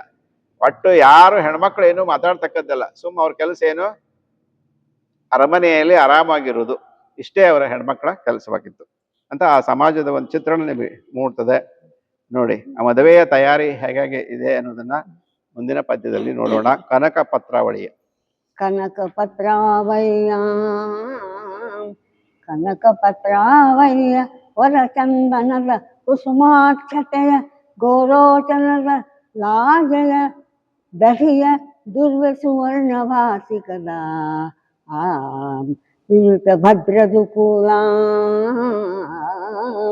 ವಿನುತ ಭದ್ರದುಕೂಲ ಮಣಿಕಾಂಚನ ವಿಭೂಷಣ ಭಕ್ಷ ಫಲದುಬ್ಬಿನಲಿ ದಶಧಾನ್ಯಾದಿ ವಿಭವದಿ ಎಸೆದು ರಾಭವನ ಆಭವನ ಆಭವನ. ಈ ಮದುವೆಯ ದೊಡ್ಡ ಒಂದು ಮಂಟಪವನ್ನು ಕಟ್ಟಿದ್ರು, ಅಲ್ಲಿ ಗಂಧದ ಕಟ್ಟಿಗೆಯ ಕಂಬಗಳನ್ನು ಇಟ್ಟು ಅವಕ್ಕೆಲ್ಲ ರೇಷ್ಮೆ ವಸ್ತ್ರಗಳನ್ನು ಹಾಕಿದ್ರು. ಮದುವೆಯಲ್ಲಿ ಬ್ರಾಹ್ಮಣರು, ಯೋಗಿಗಳು, ಸಾಹಿತಿಗಳು, ಕಲಾವಿದರು, ಮಂತ್ರಜ್ಞರು, ತಂತ್ರಜ್ಞರು, ಮಹಾಪಂಡಿತರು, ಮೃದಂಗ ಶಬ್ದ ಬರ್ತಿತ್ತು, ಆಮೇಲೆ ವೀಣಾ ಶಬ್ದ ಬರ್ತಿತ್ತು, ನರ್ತಕಿಯರ ನಾಟ ನಡೆದಿತ್ತು. ಅತ್ಯಂತ ವೈಭವದಿಂದ ರಾಮನ ಮದುವೆ ನಡೀತಾ ಇದೆ, ರಾಮ ಲಕ್ಷ್ಮಣ ಭರತ ಶತ್ರುಘ್ನ ಮದುವೆ ನಡೀತಾ ಇದೆ. ಅಲ್ಲಿ ಏನೇನಿದ್ದು ವಸ್ತುಗಳು ಅಂದ್ರೆ ಕನಕ ಪತ್ರಾವಳಿ ಅಂದ್ರೆ ಕನಕ ಅಂದ್ರೆ ಬಂಗಾರ, ಬಂಗಾರದ ಚಿಗುರುಗಳು. ಈಗೇನು ಸಾಧ್ಯ ಇಲ್ಲ ನೋಡ್ರಿ, ಇನ್ ಮುಂದೆ ಯಾವ ಬಂಗಾರನು ಮದುವೆ ಸಂದರ್ಭದಲ್ಲಿ ಈ 1.5 ಲಕ್ಷ ಬೆಲೆಗೆ ಏನು ಸಾಧ್ಯ ಇಲ್ಲ ನಮಗೆ. ಆಮೇಲೆ ಚಂದನ ಅಂದ್ರೆ ಗಂಧ, ಕುಸುಮ ಅಂದ್ರೆ ಹೂಗಳು, ಅಕ್ಷತೆ ಅಂದ್ರೆ ಅಕ್ಕಿಕಾಳು ಹಾಕೋದು. ಅಕ್ಕಿಕಾಳನ್ನು ಯಾಕೆ ಹಾಕ್ಬೇಕು ಅಂದ್ರೆ ಈ ವಧೂವರರ ಜೀವನವು ಅಕ್ಷತೆ ಅಂತ ಇರಲಿ. ಕ್ಷತ ಅಂದ್ರ ಒಡೆಯುವುದು, ಅಕ್ಷತೆ ಅಂದ್ರೆ ಒಂದೇ ಆಗಿರುವುದು. ಆಮೇಲೆ ಲಾಜೆ ಅಂದ್ರ ಅರಳು. ಈ ಮದುವೆಯಲ್ಲಿ ಬತ್ತರಳು ಹಾಕೋದಿರ್ತದೆ. ಹುಡುಗಿಯ ತಮ್ಮ ಅವನು ಬತ್ತರಳನ್ನು ಹೋಮದಲ್ಲಿ ಹಾಕ್ತಾನೆ. ಮತ್ತೆ ಈ ಮೈಸೂರು ಕಡೆ ಕೆಲವು ನೋಡಿದೆ, ಕೆಲವು ಕುಟುಂಬಗಳಲ್ಲಿ ಅವರು ಈ ಲಾಜೆ ಇವನ್ನೇ ಹಾಕ್ತಾರೆ, ಬತ್ತರಳ ಒಗಿತಾರೆ ಮಧುವರರ ಮೇಲೆ. ಮತ್ತು ಅವರು ಮಂಟಪದ ಒಳಗೆ ಅಕ್ಕಿಕಾಳು ಹಾಕೋದು, ಹೊರಗೆ ಬರ್ತಾರೆ, ಹೊರಗೆ ಸೂರ್ಯನ ಸಾಕ್ಷಿಯಾಗಿ ಮದುವೆ ಆಗ್ಬೇಕು ಅಂತ. ಆಮೇಲೆ ಸುವರ್ಣ ಬಾಸಿಗದ ಬಂಗಾರದ ಮಂಡೋಳಿ ಕಟ್ಕೊಂಡಿದ್ರು ತಲೆಗೆ. ಭದ್ರ ದುಕೂಲ ಅಂದ್ರ ರೇಷ್ಮೆ ವಸ್ತ್ರಗಳು. ಮಣಿ ಕಾಂಚನ ವಿಭೂಷಣ, ಮಣಿ ಅಂದ್ರೆ ವಜ್ರ, ಕಾಂಚನ ಅಂದ್ರೆ ಬಂಗಾರ, ಆಮೇಲೆ ವಿಭೂಷಣಗಳು ಅಂದ್ರೆ ಆಭರಣಗಳು. ಭಕ್ಷ್ಯ ಅಂದ್ರ ಆಹಾರದ ಇವನ್ನೆಲ್ಲ ಪದಾರ್ಥಗಳನ್ನ ನಾವು ನೋಡ್ತೀವಲ್ಲ, ಈಗ ಈ ನಿಶ್ಚಿತಾರ್ಥದ ಸಮಯದಲ್ಲಿ ನೋಡ್ತಿರ್ತೀವಿ, ಎಲ್ಲ ಬುಟ್ಟಿ ಒಳಗೆಲ್ಲ ತುಂಬಿಟ್ಟಿರ್ತಾರೆ. ಕೆಲವು ಕಡೆ ಎಲ್ಲ ಥರದ ಉಂಡಿಗಳು, ಆಮೇಲೆ ವಸ್ತುಗಳು, ಆಮೇಲೆ ಸೈಂಟ್ಸು, ಆ ಹುಡುಗಿ ಕೊಡಬೇಕಾದಂಥ ಬಳೆ, ಇವನ್ನೆಲ್ಲ ಇಟ್ಟಿರ್ತಾರೆ. ಮತ್ತು ಹಣ್ಣು, ದಶಧಾನ್ಯಗಳು, ಇವುಗಳ ವೈಭವದಿಂದ ಆ ಭವನ ಮೆರೀತಿತ್ತು. ಅಂತಹ ಒಂದು ಸಂಭ್ರಮದ ಮದುವೆ ರಾಮ ಲಕ್ಷ್ಮಣ ಭರತ ಶತ್ರುಘ್ನ ನಡೆದಿದೆ. ಮತ್ತು ಇನ್ನು ಮುಂದೆ ಇನ್ನೊಂದು ಸ್ವಲ್ಪ ನೋಡೋಣ. ತರುಣಿಯರ ಶುಭಗೀತ. ತರುಣಿಯರ ಶುಭಗೀತ, ತರುಣಿಯರ ಶುಭಗೀತ, ಧರಣೀಸುರರ ಸುಮಂತ್ರ ಸಾವತ್ಸರಿಕರಾಯತವರ ಎಸೆದುದು ಉದ್ವಾಹಗೇಹದಲ್ಲಿ ತರುಣಿ ಕೇಳೀತಿಯಲ್ಲಿ ರಘುಪತಿ ಭರತ ಲಕ್ಷ್ಮಣ ದೇವ ಶತ್ರುಘ್ನರಿಗೆ ಈಗ ಕಂದರಗಳು ಒಪ್ಪಿದರು ಅರಸನಾಜ್ಞೆಯಲ್ಲಿ. ಮದುವೆ ಮನೆಯಲ್ಲಿ ತರುಣಿಯರು ಹಾಡುಗಳನ್ನು ಹಾಡ್ಲಿಕ್ಕತ್ತಾರೆ, ಶುಭಗೀತ. ಆಮೇಲೆ ಧರಣೀಸುರರು ಅಂದ್ರೆ ಭೂಮಿಯ ಮೇಲಿನ ದೇವತೆಗಳು, ಭೂದೇವತೆಗಳು, ದ್ವಿಜರು 2 ಬಾರಿ, ಒಂದು ಬಾರಿ ತಾಯಿಯ ಗರ್ಭದಿಂದ ಜನಿಸಿದ್ದು, ಇನ್ನೊಂದು ಬಾರಿ ಇದು ಬ್ರಹ್ಮೋಪದೇಶವನ್ನು ಕೇಳಿದ್ರಿಂದ ದ್ವಿಜರು ಅಂತ ಇನ್ನೊಂದು ಹೆಸರು ಬ್ರಾಹ್ಮಣರಿಗೆ. ಇವರು ಧರಣೀಸುರರು, ಅವರು ಸೂಕ್ತವಾದಂತ ಮಂತ್ರಗಳನ್ನ ಹೇಳಿಕತ್ತಿರು. ಆಮೇಲೆ ಆಯತವೆಸೆದು ಸಂವತ್ಸಕರು, ಭವಿಷ್ಯಗಾರರು ಆಯತವನ್ನ ಹೇಳಿಕತ್ತಿದ್ರು ಅಂತ. ಏನು ಅಂದ್ರೆ ಈ ಕಾರ್ತಿಕದಲ್ಲಿ ನಾವು ನೋಡ್ತಿರ್ತೀವಲ್ಲ, ಆಯತನವಾನ್ ಭವತಿ ಹೇಳ್ತಿರ್ತಾರೆ. ಹಂಗ ಇದು ಒಪ್ಪಿಗೆ ಅಂತ ಹೇಳಿ ಅರ್ಥ ಮದುವೆಗೆ. ಆ ಕಡೆ ತರುಣ ಕೇಳಿಚೇಲಿ ಅಂದ್ರ ಲವಕುಶರಿಗೆ ವಾಲ್ಮೀಕಿ ಮಹರ್ಷಿಗಳು ರಾಮಾಯಣದ ಕಥೆಯನ್ನು ಹೇಳಲಿಕ್ಕಂತಾರೆ. ಅದನ್ನ ಕವಿಗಳು ಈ ಒಂದು ಕ್ರಮದಲ್ಲಿ ಅಳವಡಿಸಿಕೊಂಡು ತರುಣ ಕೇಳಿಚೇಲಿ, ರಘುಪತಿ ಅಂದ್ರೆ ರಾಮ, ಭರತ ಮತ್ತು ಲಕ್ಷ್ಮಣ ದೇವ, ಶತ್ರುಘ್ನ ಇವರು ಇಭಕಂಬರದೊಳೊಪ್ಪಿದರು. ಇಭಕಂದರ ಅಂದ್ರ ಆನೆಯ ಕೊರಳಿನ ಮೇಲೆ ಮೆರವಣಿಗೆಯಲ್ಲಿ ಹೊರಟರು ಅಂತ ಹೇಳಿ ಸುಂದರವಾದಂತ ಒಂದು ಚಿತ್ರವನ್ನ ಕವಿಗಳು ನೀಡ್ತಾರೆ. ಹೀಗೆ ಕುದುರೆ ಮೇಲೆ ಹೋಗ್ಲಿಕ್ಕತ್ತಾರೆ ಎಲ್ಲರೂ ವರಗಳು. ಮತ್ತೆ ಆವಾಗಿನ ಕಾಲದಲ್ಲಿ ರಾಜರು ಅವ್ರ ಆನೆ ಮೇಲೆ ಕೂತು ಮೆರವಣಿಗೆಯ ದಿಬ್ಬಣ ಹೊಂಟಿದ್ ಬಿಟ್ಟಾರೆ. ಆಮೇಲೆ ಮುಂದೆ ಏನಾಗ್ತದೆ ನೋಡೋಣ. ಶ್ರೀಧರಾಲಯ ಅಭದಯರ ಅಂದಳಿಗೆಗಳ ಪಶಿರಗೂಳ ದೀಪಾವಳಿಯ ಸಾಲಿನ ಶೇಷಗಳ ಸೂಸುಗಳ ಸೊಗಸಿನಲ್ಲಿ ಬಳಗ ಬಲ್ಲವರು ಅಂಜುಳಿಗಳಲ್ಲಿ ಜಯನರು ಹೊಕ್ಕರು ನಿಲಯವನು ನಿರ್ಜರರ ದುಂದುಭಿರವದ ರಭಸದಲ್ಲಿ ರಭಸದಲ್ಲಿ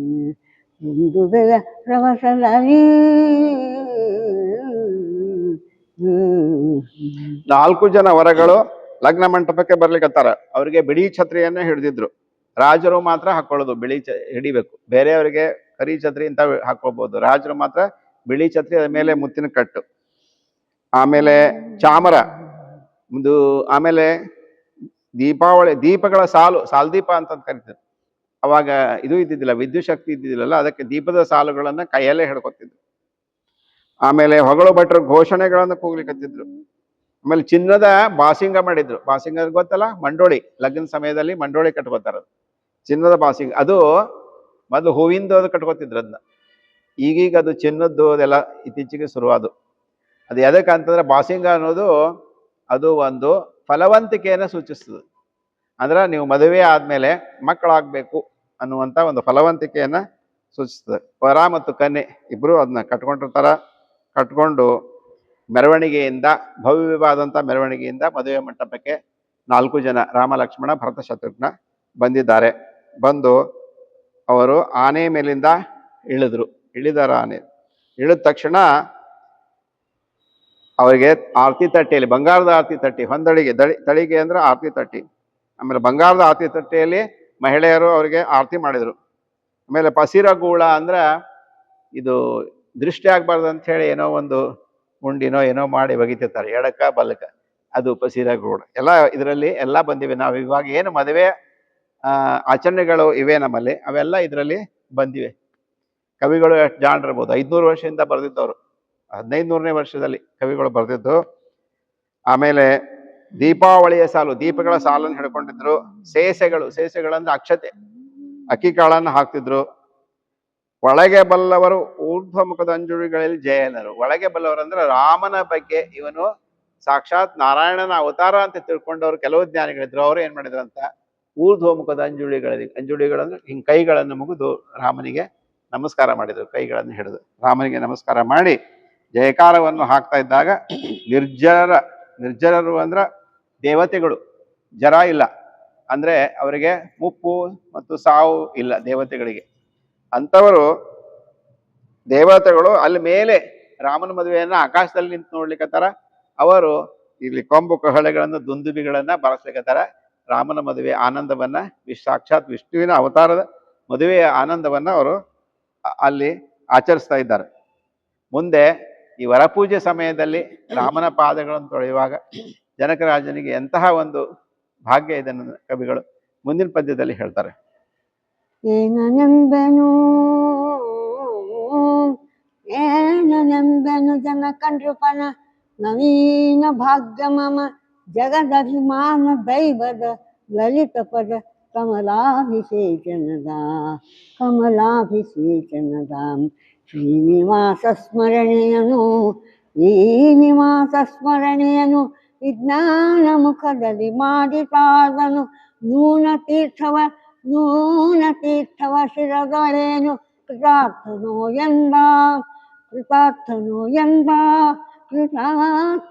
ಎಂದ ನೋಡಿ 94 ವಯಸ್ಸಿನವರು ಎಷ್ಟು ಚೆನ್ನಾಗಿ ವಾಚನ ಮಾಡ್ಲಿಕ್ಕತ್ತಾರ, ನೀವು ಗಮನಿಸ್ಬೇಕು ಅಲ್ಲ, ಚಪ್ಪಾಳೆ ಬರಲಿ. ಯಾಕಂದ್ರೆ ಈ ಗಮಕದಲ್ಲಿ ಹೆಚ್ಚಾಗಿ ವಾಚಕರಿಗೆ ಚಪ್ಪಾಳೆ ಭಾಳ ಬರ್ತಿರ್ತಾವ. ಮತ್ತು ಸಂಗೀತ ಬಲ್ಲವರು ಇರಬೇಕು, ಅಂದ್ರೆ ಅವರಿಗೆ ಒಂದಿಷ್ಟು ಹೆಚ್ಚಿನ ಆನಂದ ಆಗ್ತದೆ. ಈ ರಾಗಗಳ ಬಗ್ಗೆ ನಮ್ಗೆ ಜ್ಞಾನ ಇರುವುದಿಲ್ಲ. ಅದಕ್ಕೆ ಕವಿಗಳು ಹೇಳಿಕತ್ತಾರೆ, ಏನೇನೆಂಬೇನು ಜನಕಂದ್ರಪ್ಪನ ನವೀನ ಭಾಗ್ಯ. ಅಮ್ಮಮ್ಮ, ಅಯ್ಯಯ್ಯೋ, ಜನಕರಾಜನ ನವೀನ ಭಾಗ್ಯ, ಹೊಸ ಭಾಗ್ಯವನ್ನು ಏನಂತ ಹೇಳಿ. ಜಗದ ಅಭಿಮಾನ ದೈವ ವಿಷ್ಣು ಅನ್ನೋನು ಜಗತ್ತಿನ ಅಭಿಮಾನಿ ದೈವ ಇದ್ದಾನ ರಾಮ. ಅವನ ಲಲಿತ ಪದ ಕಮಲಾ ವಿಶೇಷದಿಂದ ಪಾದ ಕಮಲಗಳನ್ನು ಮಾವ ತೊಳಿತಾನೆ. ಅಂದ್ರೆ ಈ ವರಪೂಜೆ ಸಮಯದಲ್ಲಿ ಈ ವರನಿಗೆ ವಿಷ್ಣುವಿನ ಅವತಾರ ಅಂತ ಹೇಳಿ ಪರಿಗಣಿಸಿ ಅವನ ಪಾದವನ್ನು ಮಾವ, ಎಷ್ಟು ದೊಡ್ಡ ಮಾವ 90 ವರ್ಷದವನಾದ್ರೂ ಕೂಡ 25 ವರ್ಷದ ವರನ ಪಾದವನ್ನು ತೊಳಿಬೇಕು. ಅವಾಗ ವಿಷ್ಣುವಿನ ಸ್ವರೂಪ ಬಂದಿರ್ತದೆ. ಅದಕ್ಕೆ ಕವಿಗಳು ಹೇಳಿಕತ್ತಾರ, ಈ ಜನಕರಾಜನ ಒಂದು ಭಾಗ್ಯ ಬಹಳ ದೊಡ್ಡದು. ಅಂತಹ ವಿಷ್ಣುವಿನ ಪಾದವನ್ನು ತೊಳಿಲಿಕತ್ತಾನ. ಶ್ರೀನಿವಾಸ ಸ್ಮರಣೆಯನ್ನು, ವಿಷ್ಣುವಿನ ಸ್ಮರಣೆಯನ್ನು ವಿಜ್ಞಾನ ಮುಖದಲ್ಲಿ ಮಾಡಿ. ವಿಜ್ಞಾನ ಅಂದ್ರೆ ಶಾಸ್ತ್ರೀಯವಾಗಿ ಮಾಡೋದು. ಯಾವುದೇ ಒಂದು ನೀವು ಪೂಜೆ ಪುನಸ್ಕಾರಗಳನ್ನ ಶಾಸ್ತ್ರೀಯವಾಗಿ ಮಾಡಬೇಕು. ನಮ್ಮ ಮನಸ್ಸಿಗೆ ಬಂದಂಗೆ ನಾವು ಮಾಡಬಾರ್ದು, ಶಾಸ್ತ್ರೀಯವಾಗಿ ಮಾಡಿ. ಈಗ ಈ ಸಾಷ್ಟಾಂಗ ನಮಸ್ಕಾರ ಹಾಕಿದಾಗ ಕೈಯನ್ನು ಹಿಂಗಿಡೋದು, ಆಮೇಲೆ ಹಿಂಗೆ 2 ಕಿವಿಗಳನ್ನ ಹಿಂಗೆ ಹಿಡ್ಕೊಂಡು ನಮಸ್ಕಾರ ಮಾಡೋದು. ಮತ್ತು ಇಲ್ಲಿ ಪಂಢರಪುರದಾಗ 2 ಕಿವಿಗಳನ್ನ ಹಿಡ್ಕೊಂಡು ಕುಣಿತಿರ್ತಾರೆ ವಿಠಲ್ ಮುಂದೆ, ಇದು ತಪ್ಪನ್ನು ಕ್ಷಮಿಸು ಅಂತ ಹೇಳಿ. ಹೀಗೆ ಅನೇಕ ಶಾಸ್ತ್ರೀಯ ಪದ್ಧತಿಗಳಿವೆ. ವಿಜ್ಞಾನ ಮುಖದಲ್ಲಿ ಅದನ್ನೇನು ಮಾಡಿದ, ರಾಮನ ಪಾದಗಳನ್ನು ತೊಳೆದು ಜನಕರಾಜನು ಅದರ ತೀರ್ಥವನ್ನು ತಲೆ ಮೇಲೆ ಹಾಕೊಂಡಂತೆ. ಅದಕ್ಕೆ ಕವಿಗಳು ಏನು ಶಿರದೊಳಿ ಏನು ಕೃತಾರ್ಥನೋ ಎಂದ. ಅದಕ್ಕೆ ಜನಕರಾಜನವ ಮೊದಲು ಶ್ರೇಷ್ಠ. ಯಾಕಂದ್ರೆ ರಾಮನಂತ ವಿಷ್ಣುವಿನ ಅವತಾರವನ್ನು ಅಳೆಯನನ್ನಾಗಿ ಪಡೆದಿದ್ದಾನೆ. ಅದಕ್ಕೆ ಜನಕರಾಜನೇ ಶ್ರೇಷ್ಠ ಅಂತ ಹೇಳಿ ಕವಿಗಳು ಹೇಳ್ತಾರೆ. ಮುಂದೆ ಬಳಿಕ ಮಧುಪರ್ಕದಿ ವೈದಿಕ ವಿಲಸದ ಅಭಿನಂದನೆ ಕಳಬಳ ಮಾಡಿಸುತ್ತ ಅತಿ ಉತ್ತಮ ಗುಡವ ಜೀರಿಗೆಯ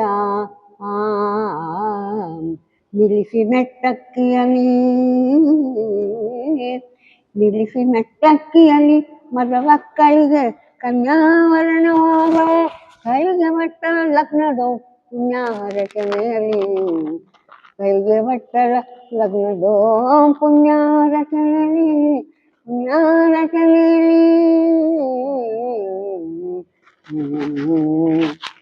ಈಗ ನೋಡ್ರಿ, ಮದುವೆಯ ಸನ್ನಿವೇಶ ಬಂತು. ಇಲ್ಲಿವರೆಗೆ ವರ ಪೂಜೆ ಆಯ್ತು, ಮೆರವಣಿಗೆಯಿಂದ ಕರ್ಕೊಂಡ್ಬಂದಾಯ್ತು ವರರನ್ನ 4 ಜನ ಇದ್ದಾರಲ್ಲ. ಆಮೇಲೆ ಏನ್ ಮಾಡಿದ್ರಂತೆ, ಮಧುಪರ್ಕವನ್ನ ಕೊಟ್ರು ವರಗಳಿಗೆ. ಮಧುಪರ್ಕ ಅಂದ್ರ ಜೇನುತುಪ್ಪ, ತುಪ್ಪ, ಹಾಲು, ಮೊಸರು, ಸಕ್ಕರೆ ಇವನು ಕೂಡಿಸಿ ವರನಿಗೆ ಕೊಡ್ಬೇಕು ಮಧುಪರ್ಕ. ಈಗ ಸ್ವಲ್ಪ ಆ ಪದ್ಧತಿ ಮೈಸೂರು ಕಡೆ ಇರ್ಬೋದು, ನಮ್ಮ ಕಡೆ ಇದ್ ನನ್ಗೆ ಗೊತ್ತಿಲ್ಲ. ಆಮೇಲೆ ಅನೇಕ ಬದಲಾವಣೆಗಳು ಇವೆ. ಅದಕ್ಕೆ ವೈದಿಕ ಪದ್ಧತಿಯಿಂದ ಮಧುಪರ್ಕವನ್ನು ಕೊಟ್ಟರು. ಆಮೇಲೆ ಕಳಕಳವ ಮಾಡಿಸುತ್ತ ಭಾಳ ಮಾತಾಡ್ಲಿಕ್ಕತ್ತಿದ್ರು. ಅವೆಲ್ಲ ಹೆಣ್ಮಕ್ಳು ಭಾಳ ಮಾತಾಡ್ಕೊ ಕೂತ್ಬಿಟ್ರು ಲಗ್ನದ. ಅದಕ್ಕೆಲ್ಲ ಸ್ವಲ್ಪ ಸುಮೇರಿ ಮೌನ ಅಂತ ಹೇಳಿದ್ರು. ಉತ್ತಮ ಗುಡವ ಜೀರಿಗೆ ಬೆಲ್ಲ ಗಂಟು ಅಂತ ಹೇಳಿ ಕಟ್ತಾರಲ್ಲ ವರನಿಗೆ, ಅದು ಬಂತಿಲ್ಲ. ಗುಡವ ಅಂದ್ರೆ ಬೆಲ್ಲ ಮತ್ತು ಜೀರಿಗೆ ಕೂಡಿಸಿ ಕಟ್ಬೇಕು, ಅವಾಗಿನ ಪದ್ಧತಿ. ಈಗ ಬರೇ ಜೀರಿಗೆ ಗಂಟು ಅಂತ ಕೊಟ್ಟಿರ್ತಾರ. ಅದನ್ನ ಇವರು ಕನ್ಯಾದ ಕಡೆಯವರು ಅದನ್ನ ಕಸ್ಕೊಂಡು ಅವ್ರ ಕಡೆಯಿಂದ ವರನ ಕಡೆಯಿಂದ ರೊಕ್ಕ ತಗೊಳ್ಳೋದು ಇವೆಲ್ಲ ನಡೆದಿರ್ತಾವ, ನೀವು ನೋಡಿರಿ. ಆಮೇಲೆ ಬೆಲ್ಲ ಜೀರಿಗೆ ಕೊಟ್ಟರು. ನಿಲ್ಲಿಸಿ ಮೆಟ್ಟಕ್ಕಿ ಅಂದ್ರೆ ಅಕ್ಕಿಯನ್ನ ಮೆಟ್ಟೋದೆ ಮೆಟ್ಟಕ್ಕಿ ಅಂತ. ಈಗ ನಾವು ಅಕ್ಕಿಯನ್ನ ತುಳಿದಿಲ್ಲ ಯಾವಾಗ್ಲೂ, ಅದು ದೇವರು ಲಕ್ಷ್ಮಿ ಅಂತ ಹೇಳಿ. ಯಾಕಂದ್ರೆ ನಾವು ದಿನಾಲೂ ತಿನ್ನುವಂತ ಆಹಾರ ಇದೆ.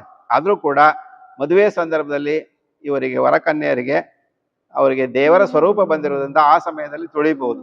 ಅದಕ್ಕೆ ಅಕ್ಕಿ ಮೇಲೆ ನಿಲ್ಲಿಸ್ತಾರೆ. ಅಕ್ಷತೆ ಹಾಕುವಾಗ ಅಕ್ಕಿ ಮೇಲೆ ನಿಲ್ಲಿಸಿದ್ರು. ಈ ಕಡೆ ರಾಮ, ಅವನ ಎದುರಿಗೆ ಸೀತೆ ಇದ್ದಾಳೆ. ಹೇಗಂದ್ರೆ ಅಂತರ್ಪಟ ಹಿಡಿದು ಬಿಟ್ಟಾರ. ಈಗ ಅವರು ಪ್ರಥಮ ಬಾರಿಗೆ ಒಬ್ಬರನ್ನೊಬ್ಬರನ್ನು ನೋಡೋದಿಲ್ಲ. ಮೆಟ್ಟಕ್ಕಿಯಲ್ಲಿ ಮಧುವಕ್ಕಳಿಗೆ ಕನ್ಯಾವರಣವಾದು. ಅವಾಗ ಕನ್ಯಾವರಣ ಅಂತರ್ಪಟ ತೆಗೆದ್ರು. ಮಂತ್ರಗಳನ್ನು ಹೇಳ್ತಿರ್ತಾರ, ಅಂತರ್ಪಟವನ್ನ ತೆಗೆದ್ಬಿಟ್ರು. ಅಂದ್ರೆ ಅವಾಗಿನ ಕಾಲದಲ್ಲಿ ವಧುವರರು ಮದುವೆಗಿಂತ ಮೊದಲು ಒಬ್ಬರನ್ನೊಬ್ಬರು ನೋಡುವಂತ ಪದ್ಧತಿ ಇದ್ದಿದ್ದಿಲ್ಲ. ಅವರು ಶುಭ ಮುಹೂರ್ತ, ಲಗ್ನ ಅಂತಂದ್ರೆ ಏನು, ಮುಹೂರ್ತ, ಅವರು ಕೂಡುವಂತ ಸಮಯ ಶುಭ ಮುಹೂರ್ತ ಇರಬೇಕು ಅಂತ ಹೇಳಿ ಅಂತರ್ಪಟವನ್ನು ಹಿಡಿತಿದ್ರು, ಆಮೇಲೆ ನೋಡೋದು. ಈಗ ಬಹಳ ವ್ಯತ್ಯಾಸ ಆಗಿದೆ, ಇದನ್ನ ಹೇಳ್ಕೋಗುದಿಲ್ಲ. ಅದಕ್ಕೆ ಹಂಗಿತ್ತು. ಆಮೇಲೆ ಮೆಟ್ಟಕ್ಕಿಯಲ್ಲಿ ಮಧುಮಕ್ಕಳಿಗೆ ಕನ್ಯಾಭರಣವಾದ ಮಧುಮಕ್ಕಳಿಗೆ ಅಂತರ್ಪಟವನ್ನು ತೆಗೆದ್ರು. ಗಳಿಗೆ ಬಟ್ಟಲು ತುಂಬಿತು. ಅಂದ್ರೆ ಈಗಿನಂಗ ಗಡಿಯಾರ ಇದ್ದಿದ್ದಿಲ್ಲ. ಗಡಿಯಾರ ಪ್ರಕಾರ 11:45ಕ್ಕೆ ಸಲ್ಲುವ ಮುಹೂರ್ತದಲ್ಲಿ ಅಂತ ಹೇಳಿ 1 ಗಂಟೆಗೆ ಅಕ್ಕಿ ಕಾಳು ಹೋಗೋದು, 2ಕ್ಕೆ ಊಟಕ್ಕೆ ಹಾಕಿ ಕಳಿಸೋದು. ಹಂಗಿಲ್ಲ. ಅವಾಗ ಒಂದು ಬೆಳಗಿನ 6 ಗಂಟೆಗೆ ನಾನು ನೋಡಿದ್ದೀನಿ ಒಂದ್ಸಾರಿ. ಬೆಳಗಿನ 6 ಗಂಟೆಗೆ ಒಂದು ಬಟ್ಲು ಇರ್ತಿತ್ತು, ಅದು ಹಿತ್ತಾಳಿದು. ಅದಕ್ಕೊಂದು ರಂಧ್ರವನ್ನು ಮಾಡಿ ನೀರಿನಲ್ಲಿ ತೇಲಿ ಬಿಡ್ತಿದ್ರು. ನೀರಿನಲ್ಲಿ ತೇಲಿಬಿಟ್ಟು ಅದು ಯಾವಾಗ ಪೂರ್ತಿ ಮುಳುಗ್ತಂದ್ರೆ 3-4 ತಾಸು ಬೇಕು. ಅದು ಪೂರ್ತಿ ಮುಳುಗಿದ ತಕ್ಷಣ ಅಕ್ಷತೆಯನ್ನು ಹಾಕಿಬಿಡ್ತಿದ್ರು. ಭವಿಷ್ಯ ಎಲ್ಲ ಸಮಯವನ್ನು ಈ ಭವಿಷ್ಯ ಕಾರ್ಯದಿಂದ ತಿಳ್ಕೊತಿದ್ರು ಅವರು. ಖಗೋಳಶಾಸ್ತ್ರ ಇದು, ಖಗೋಳಶಾಸ್ತ್ರ. ಇದು ತಪ್ಪಲ್ಲ. ಆದ್ರೆ ಈಗಿನಲ್ಲಿಲ್ಲ. ಅದಕ್ಕೆ ಈ ಘಳಿಗೆ ಬಟ್ಟಲ ಅಂದ್ರೆ ಘಟಿಕಾ. ಘಟಿಕಾ ಅನ್ನೋದೇ ಘಡಿ ಅಥವಾ ಗಡಿಯಾರ ಅಂತ ಶಬ್ದನೇ ಈ ಗಳಿಗೆ ಬಟ್ಟಲದಿಂದ ಬಂದದ ಅನ್ನೋದನ್ನ ತಿಳ್ಕೊಬೇಕು ನಾವು. ಗಳಿಗೆ ಬಟ್ಲ ಬಿಟ್ಟಿದ್ದು ಗಳಿಗೆ ಬಟ್ಲ ತುಂಬಿತು. ಆಮೇಲೆ ಓಂಕಾರದಿಂದ ಪುಣ್ಯಾಹವಾಚನೆಯನ್ನು ಮಾಡಿದ್ರು. ನೀವು ಪುಣೇಚನ ಅಂತ ಕರೀತಿರಲ್ಲ, ಅದು ಪುಣ್ಯಾಹವಾಚನ ಅಂತಂದ್ರೆ ಪುಣ್ಯಪರವಾದಂಥ ಮಂತ್ರಗಳನ್ನ ಮದುವೆ ಸಮಯದಲ್ಲಿ ಹೇಳಬೇಕು, ವಧುವರರಿಗೆ ಶುಭವಾಗ್ಲಿ.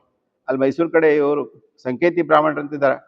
ಅವ್ರು ಮುಂಜಾನೆ 8ಕ್ಕೆ ಶುರು ಆದ್ರೆ ರಾತ್ರಿ 8ರ ತನೂ ಲಗ್ನ ಮಾಡ್ತಾರೆ. ಮಂತ್ರಗಳನ್ನು ಹೇಳೋದು ಅವ್ರು ಹೇಳಿದ್ರು. ಇನ್ನೂ ನಾವು ಕಡಿಮೆ ಒಂದು ಮದುವೆಗೆ ಹೋಗಿದ್ವಿ, ಕಡಿಮೆ ಹೇಳಿದ್ ನಾವು. ಭಾಳ ಇರ್ತದೆ ಅದು. ಇನ್ನೂ ರಾತ್ರಿ ಆದ್ರೂ ನಾವು ಹೇಳ್ತಿರ್ತೀವಿ. ಯಾಕಂದ್ರೆ ಮದುವೆ ಮುಂದೆ ಜೀವನ ತುಂಬಾ ಚೆನ್ನಾಗಿ ನಡಿಬೇಕಲ್ಲ, ಅದಕ್ಕೆ ಎಲ್ಲ ಮಂತ್ರಗಳನ್ನು ಹೇಳಲೇಬೇಕು ಅಂತ ಹೇಳ್ತಿದ್ರು ಅವರು. ಹೀಗೆ ಮಂತ್ರ ಅಂದ್ರೆ ಪುಣ್ಯಾಹರಚನೆಯಲ್ಲಿ ಪುಣೇಚನ ಎಲ್ಲ ಬಂದ್ಬಿಡ್ತು ಈ ಮದುವೆಯ ವಿಚಾರವಾಗಿ. ಅಕ್ಷತೆಯನ್ನು ಹಾಕಿದ್ರು. ಆಮೇಲೆ ಆ ದಂಪತಿಗಳನ್ನ ಹೇಗೆ ಕರ್ಕೊಂಡ್ಬರ್ತಾರೋ ನೋಡೋಣ ಮುಂದಿನ ಪದ್ಯದಲ್ಲಿ.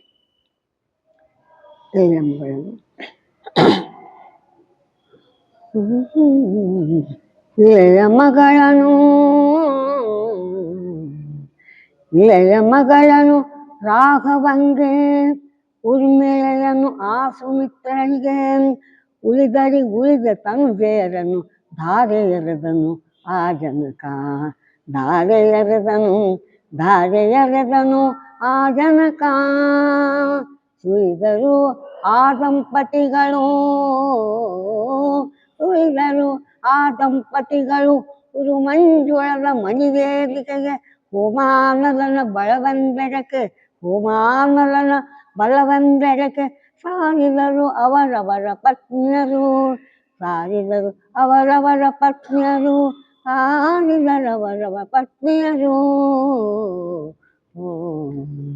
ಇಳೆಯ ಮಗಳನ್ನು ರಾಘವಂಗೆ. ಇಳೆಯ ಅಂದ್ರೆ ಭೂಮಿ ಮಗಳಂತ ಸೀತಾದೇವಿಯನ್ನ ರಾಘವನಿಗೆ ಕೊಟ್ರು. ಈ ರಾಮನ ಹೆಸರು ರಾಘವ ಅಂತ, ರಘುಕುಲದಲ್ಲಿ ಹುಟ್ಟಿದ್ದರಿಂದ ರಾಘವ ಅಂತು. ಮತ್ತು ರಘುಕುಲದಲ್ಲಿ ಶ್ರೇಷ್ಠನಾದಂತ ವ್ಯಕ್ತಿ ಆಗಿದ್ದರಿಂದ ಅವಾಗ ರಾಘವೇಂದ್ರ ಅಂತ ಕರೀತಾರೆ. ಈ ಕಾವ್ಯದಲ್ಲಿ ಬರ್ತದೆ ಮುಂದೆ. ಅಂದ್ರೆ ನಾವು ರಾಘವೇಂದ್ರ ಅಂದ್ರೆ ಕರ್ನಾಟಕದವರಿಗೆ ನಮ್ಮ ತಲೆಯಲ್ಲಿ ಒಮ್ಮಿಲಿಗೆ ಮಂತ್ರಾಲಯ ರಾಘವೇಂದ್ರ ಸ್ವಾಮಿಗಳದಷ್ಟೇ ಗೊತ್ತಾಗ್ತದೆ. ಆದ್ರೆ ರಾಘವೇಂದ್ರ ಅಂದ್ರೆ ನಿಜವಾದ ಹೆಸರು ರಾಮ ಅಂತ. ಅದಕ್ಕೆ ಭೂತಾಯಿಯ ಮಗಳಾದಂಥ ಸೀತಾದೇವಿಯನ್ನ ರಾಮನಿಗೆ ಕೊಟ್ಟು ಮದುವೆ ಮಾಡಿದ್ರು. ಊರ್ಮಿಳೆ ಅಂದ್ರೆ ಜನಕರಾಜನ ನಿಜವಾದಂಥ ಮಗಳು, ಸೀತೆ ಸಾಕಿದ ಮಗಳು. ಅವನ್ನ ಲಕ್ಷ್ಮಣನಿಗೆ ಕೊಟ್ಟರು. ಉಳಿದ ಅಂದ್ರೆ ಭರತ ಮತ್ತು ಶತ್ರುಘ್ನಿಗೆ ಜನಕರಾಜನ ತಮ್ಮನಾದಂಥ ಕುಶಧ್ವಜನ ಮಕ್ಕಳಾದಂಥ ಭರತನಿಗೆ ಮಾಂಡವಿ ಮತ್ತು ಶತ್ರುಘ್ನಿಗೆ ಶ್ರುತಕೀರ್ತಿಯನ್ನು ಕೊಟ್ಟು ಮದುವೆ ಮಾಡಿದನು ಜನಕ. ನೋಡ್ರಿ, 4 ಜನರ ಮದುವೆಯನ್ನ ಸಮಾನವಾಗಿ ಮಾಡ್ಲಿಕ್ಕೆ ತಮ್ಮನ ಮಕ್ಕಳು ಅಂತ ಭೇದ ಭಾವವನ್ನ ಮಾಡ್ತಾ ಇಲ್ಲ. ಇದರಿಂದ ನಾವು ಏನ್ ತಿಳ್ಕೊಬೇಕು ಅಂದ್ರೆ ಈ ಒಂದು ಉದಾರವಾದಂಥ ವಿಚಾರಗಳನ್ನ ನಮ್ಮ ಮಕ್ಕಳು ಮತ್ತು ತಮ್ಮನ ಮಕ್ಕಳು, ಅಣ್ಣನ ಮಕ್ಕಳು ಭೇದ ಭಾವ ಮಾಡಬಾರ್ದು ಅನ್ನೋದನ್ನ ನಾವು ಈ ಕಾವ್ಯದಿಂದ ತಿಳ್ಕೊಬೇಕಾಗಿದೆ. ಆದರ್ಶವಾದಂಥ ವಿಚಾರಗಳು. ಆಮೇಲೆ ಆ ದಂಪತಿಗಳು ಎತ್ತರವಾಗಿರುವಂತಹ ಆ ಒಂದು ವಜ್ರಮಯವಾದಂಥ ವೇದಿಕೆಗೆ ಬಂದ್ರು. ಅಲ್ಲಿ ಹೋಮವನ್ನ ಮಾಡಿದ್ರು. ಅಂದ್ರೆ ಅಗ್ನಿ ಸಾಕ್ಷಿಯಾಗಿ ನಾವು ಮದುವೆ ಆಗ್ಬೇಕು ಅಂತ ಒಂದು ವಿಚಾರ. ಅಂದ್ರೆ ಅಗ್ನಿ ಅತ್ಯಂತ ಪರಿಶುದ್ಧವಾದದ್ದು. ಅದ್ರ ಮುಂದೆ ನಮ್ಮ ವಿಚಾರಗಳು ಕೂಡ ಪರಿಶುದ್ಧವಾಗಿರ್ಬೇಕು. ಅಗ್ನಿ ಸಾಕ್ಷಿಯಾಗಿ ಮದುವೆ ಆಗ್ಬೇಕು ಒಂದು ವೇಳೆ. ಆಮೇಲೆ ಧಾರೆ ಎರೆದನು ಜನಕ. ನೋಡ್ರಿ, ಇದೊಂದು ಮಹತ್ವದ್ದು. ಮದುವೆ ಸಂದರ್ಭದಲ್ಲಿ ಧಾರೆ ಎರೆದು ಕೊಡಬೇಕು ಅಂದ್ರೆ ಅದು ಮದುವೆ. ತಂದೆ ಇದ್ದವನು ಒಪ್ಪಿಗೆಯಿಂದ ಈ ಕೈ ಮೇಲೆ ನೀರನ್ನು ಎರೆದು ಈ ಮಗಳನ್ನು ನಾನು ಕೊಟ್ಟಿದ್ದೀನಿ ಅಂದ. ನಮ್ಮ ಹಿಂದೂ ಧರ್ಮದ ವಿವಾಹ ಪದ್ಧತಿಯಲ್ಲಿ ಧಾರೆ ಎರೆಯೋದು, ಅಗ್ನಿ ಸಾಕ್ಷಿಯಾಗಿ ಮದುವೆ ಆಗೋದು ಮತ್ತು ಸಪ್ತಪದಿ ತುಳಿಯೋದು, ಈ 3 ಪದ್ಧತಿಗಳಿದ್ರೆ ಮಾತ್ರ ಲಗ್ನ ಆದಂಗ ಅಂತ ಹೇಳಿ ಸುಪ್ರೀಂ ಕೋರ್ಟ್ ಇದ್ದೊಂದು ನಿರ್ಣಯ ಆಗಿತ್ತು ಅಂತ. ಧಾರೆ ಎರೆದು ಮನಸಾರೆ ಕೊಟ್ಟ ಅಂತ. ಈಗಾಗಲೇ ಕೆಲವರು ಪ್ರೀತಿಸಿ ಮದುವೆ ಆಗ್ಲಿಕ್ಕೆ ಎಲ್ಲ ಸಿದ್ಧ ಆಗಿಬಿಡ್ತಾರೆ. ಅವ್ರ ಅಪ್ಪ ಅವರ ಜಗಳ ಬಂತಂದ್ರೆ ಮುಂದಂತಿದ್ದ, ನಾನೇನು ಧಾರೆ ಎರೆದು ಕೊಟ್ಟಿಲ್ಲ, ನೀವು ರಿಜಿಸ್ಟರ್ ಮ್ಯಾರೇಜ್ ಮಾಡ್ಕೊಂಡು ಧಾರೆ ಎರೆದು ಕೊಟ್ಟಿಲ್ಲ ಅಂತ ಹೇಳ್ತಿದ್ದೆ. ಮಾತಿಗೆ ಅಂತಾರವ್ರು. ಅದಕ್ಕೆ ಧಾರೆ ಎರೆದು ಕೊಟ್ಟಂತೆ. ಆಮೇಲೆ ಆ ಹೋಮ ಏನಿತ್ತಲ್ಲ ಅದಕ್ಕೆ ಬಲದಿಂದ ಬಂದ್ರು ದಂಪತಿಗಳು. ಎಡಕ್ಕೆ ಅವರ ಪತ್ನಿಯರು. ಅಂದ್ರೆ ಈ ಸತಿಗೆ ಏನ್ ಕರೀತಾರೆ ಅಂದ್ರೆ ಆ ಸತಿಗೆ ವಾಮೆ ಅಂತ ಕರೀತಾರೆ. ಯಾಕೆ ಗಂಡನ ಎಡಭಾಗದಲ್ಲಿರುವುದರಿಂದ ಹೆಂಡತಿಗೆ ವಾಮೆ ಅಂತ ಕರೀತಾರೆ. ಆದರೆ ಉತ್ತರ ಕರ್ನಾಟಕದಲ್ಲಿ ಹಂಗ ಪೂರ್ತಿ ಇಲ್ಲ. ಕೆಲವು ಸಂದರ್ಭದಲ್ಲಿ ಬಲಕ್ಕೆ ನೀವು ಪುಣೇಚನ್ ಕೂತಾಗ ನೋಡ್ರಿ, ಆಚಾರು ಇಕಡ್ ಕೂಡಂತಾರೆ, ಆಮೇಲೆ ಈ ಕಡೆ ಬರ್ರಿ ಅಂತಂತಾರೆ. ಅಂದ್ರೆ ಈ ನಂದಿ ಶ್ರಾದ್ದ ಮುಂತಾದೊಳಗ ಹೆಂಡತಿ ಎಡಕ್ಕೆ ಕೂಡ್ಬೇಕು, ಉಳಿದ ಶುಭ ಸಂದರ್ಭದಲ್ಲಿ ಹೆಂಡತಿ ಬಲಕ್ಕೆ ಕೂಡ್ಬೇಕು ಅನ್ನೋದು ನಮ್ದು. ಆದ್ರೆ ಮೈಸೂರು ಕಡೆ ಅಥವಾ ಭಾರತದಲ್ಲಿ ಅದೇ ತರ ಇಲ್ಲ. ಅವರು ಹೆಂಡತಿ ವಾಮೆ ಇರೋದ್ರಿಂದ ಆಕೆ ಎಡಕೆ ಇರಬೇಕು ಅಂತ ಒಂದು ಹೇಳ್ತಾರೆ. ಆಮೇಲೆ ಇದರಲ್ಲಿ ಇದು ಬರುವುದಿಲ್ಲ, ಮಾಂಗಲ್ಯವನ್ನು ಕಟ್ಟುವಂತ ವಿಚಾರ ಬರುವುದಿಲ್ಲ. ಯಾಕಂದ್ರೆ ಈ ಮಾಂಗಲ್ಯ ಕಟ್ಟುವ ವಿಚಾರ ಪೂರ್ವ ಕಾಲದಿಂದ ನಮ್ಮ ದೇಶದಲ್ಲಿ ಅಸ್ತಿತ್ವದಲ್ಲಿ ಇಲ್ಲ. ಮೊದಲು ಮದುವೆಯಾದವರು ಏನ್ ಮಾಡಿದ್ರು, ಈ ಇವರು ಪರಾಕ್ರಮಣ ಆದ ತಕ್ಷಣ ಈ ಯುವತಿಯರನ್ನ ಹೊತ್ಕೊಂಡು ಹೋಗ್ತಿದ್ರು. ಅವಾಗ ಮದುವೆ ಆದಕ್ಕೆ ಯಾರು, ಮದುವೆ ಆಗ್ಲಾರ್ದಕ್ಕೆ ಯಾರು ಅಂತ ಗೊತ್ತಾಗ್ತಿದ್ದಿಲ್ಲ. ಅದಕ್ಕೆ ಮದುವೆ ಆದಕ್ಕೆ ಗೊತ್ತಾಗ್ಲ ಅಂತ ಹೇಳಿ ಆಕೆ ಅರಿಶಿಣವನ್ನು ಕಟ್ಕೊಳಿಕತ್ಲು. ಆಮೇಲೆ ಅದು ಅರಿಶಿಣದ್ದು ಬೇರು ಹೋಗಿ ಮುಂದೆ ಈ ಮಾಂಗಲ್ಯ ಕಟ್ಕೊಳ್ಳುವಂತ ಒಂದು ಪದ್ಧತಿ ಬಂತು. ಅದಕ್ಕೆ ಈ ಮಾಂಗಲ್ಯ ಅನ್ನೋದು ಈ ಒಂದು ವಿವಾಹದ ಪೂರ್ವದ ವಿವಾಹದ ಪದ್ಧತಿ ಆಗಿರ್ಲಿಲ್ಲ ಅಂತ ನಾವು ಈ ಸಂದರ್ಭದಿಂದ ತಿಳ್ಕೊಳ್ಬಹುದು. ಆಮೇಲೆ ಮದುವೆಯಾದ ಮುಂದೆ 3 ದಿವಸ ಏನಾಗ್ತದೆ ಅನ್ನೋದನ್ನ ನೋಡೋಣ. ಮರು ದಿವಸ ಮರುವಲಿಯ ಮರು ದಿವಸ ಮರುವಲಿಯ ಸಮನಂತರಲ ಅವಭೃತದೋಕುಳಿಯ ವಿಸ್ತರಣವೆಸೆದುದು ವಿರಸಿತೋತ್ಸವ ವಿವಿಧ ವಿಭವದಲ್ಲಿ ಪರಿಮಳದ ಪನ್ನೀರ ನವಕರ್ಪೂರದ ಕಸ್ತೂರಿ ಕುಂಕುಮದ ಕೊಪ್ಪಳಿಕೆಗಳ ಸಾಲೆಸೆದುದು ಅನುಪಮ ಹೇಮಮಣಿಮಯದ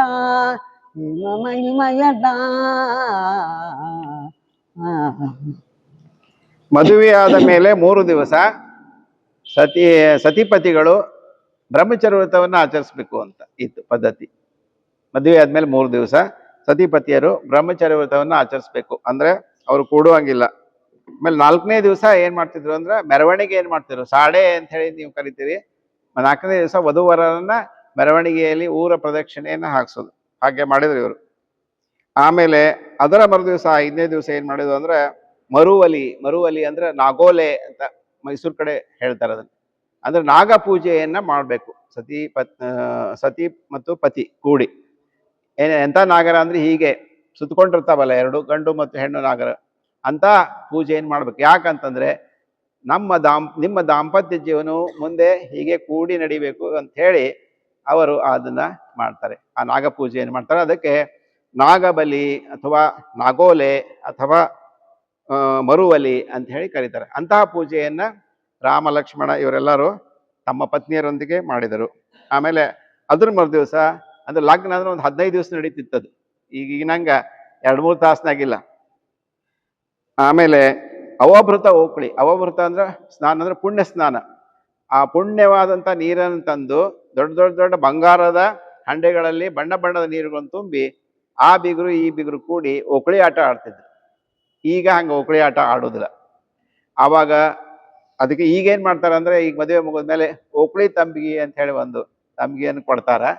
ಆಮೇಲೆ ಕುಂಕುಮ ಬುಕ್ಕಿಟ್ಟು ಎಲ್ಲ ಶರ್ಟಿಗೆ ಹಚ್ಚಿ ಬಿಡ್ತಾರ, ಹೆಣ್ಮಕ್ಳಿಗೆ ಸೇರಿಗೆ ಹಚ್ತಾರೆ. ಇಷ್ಟೇ ಈಗಿನ ಓಕಳಿ ಆಟ.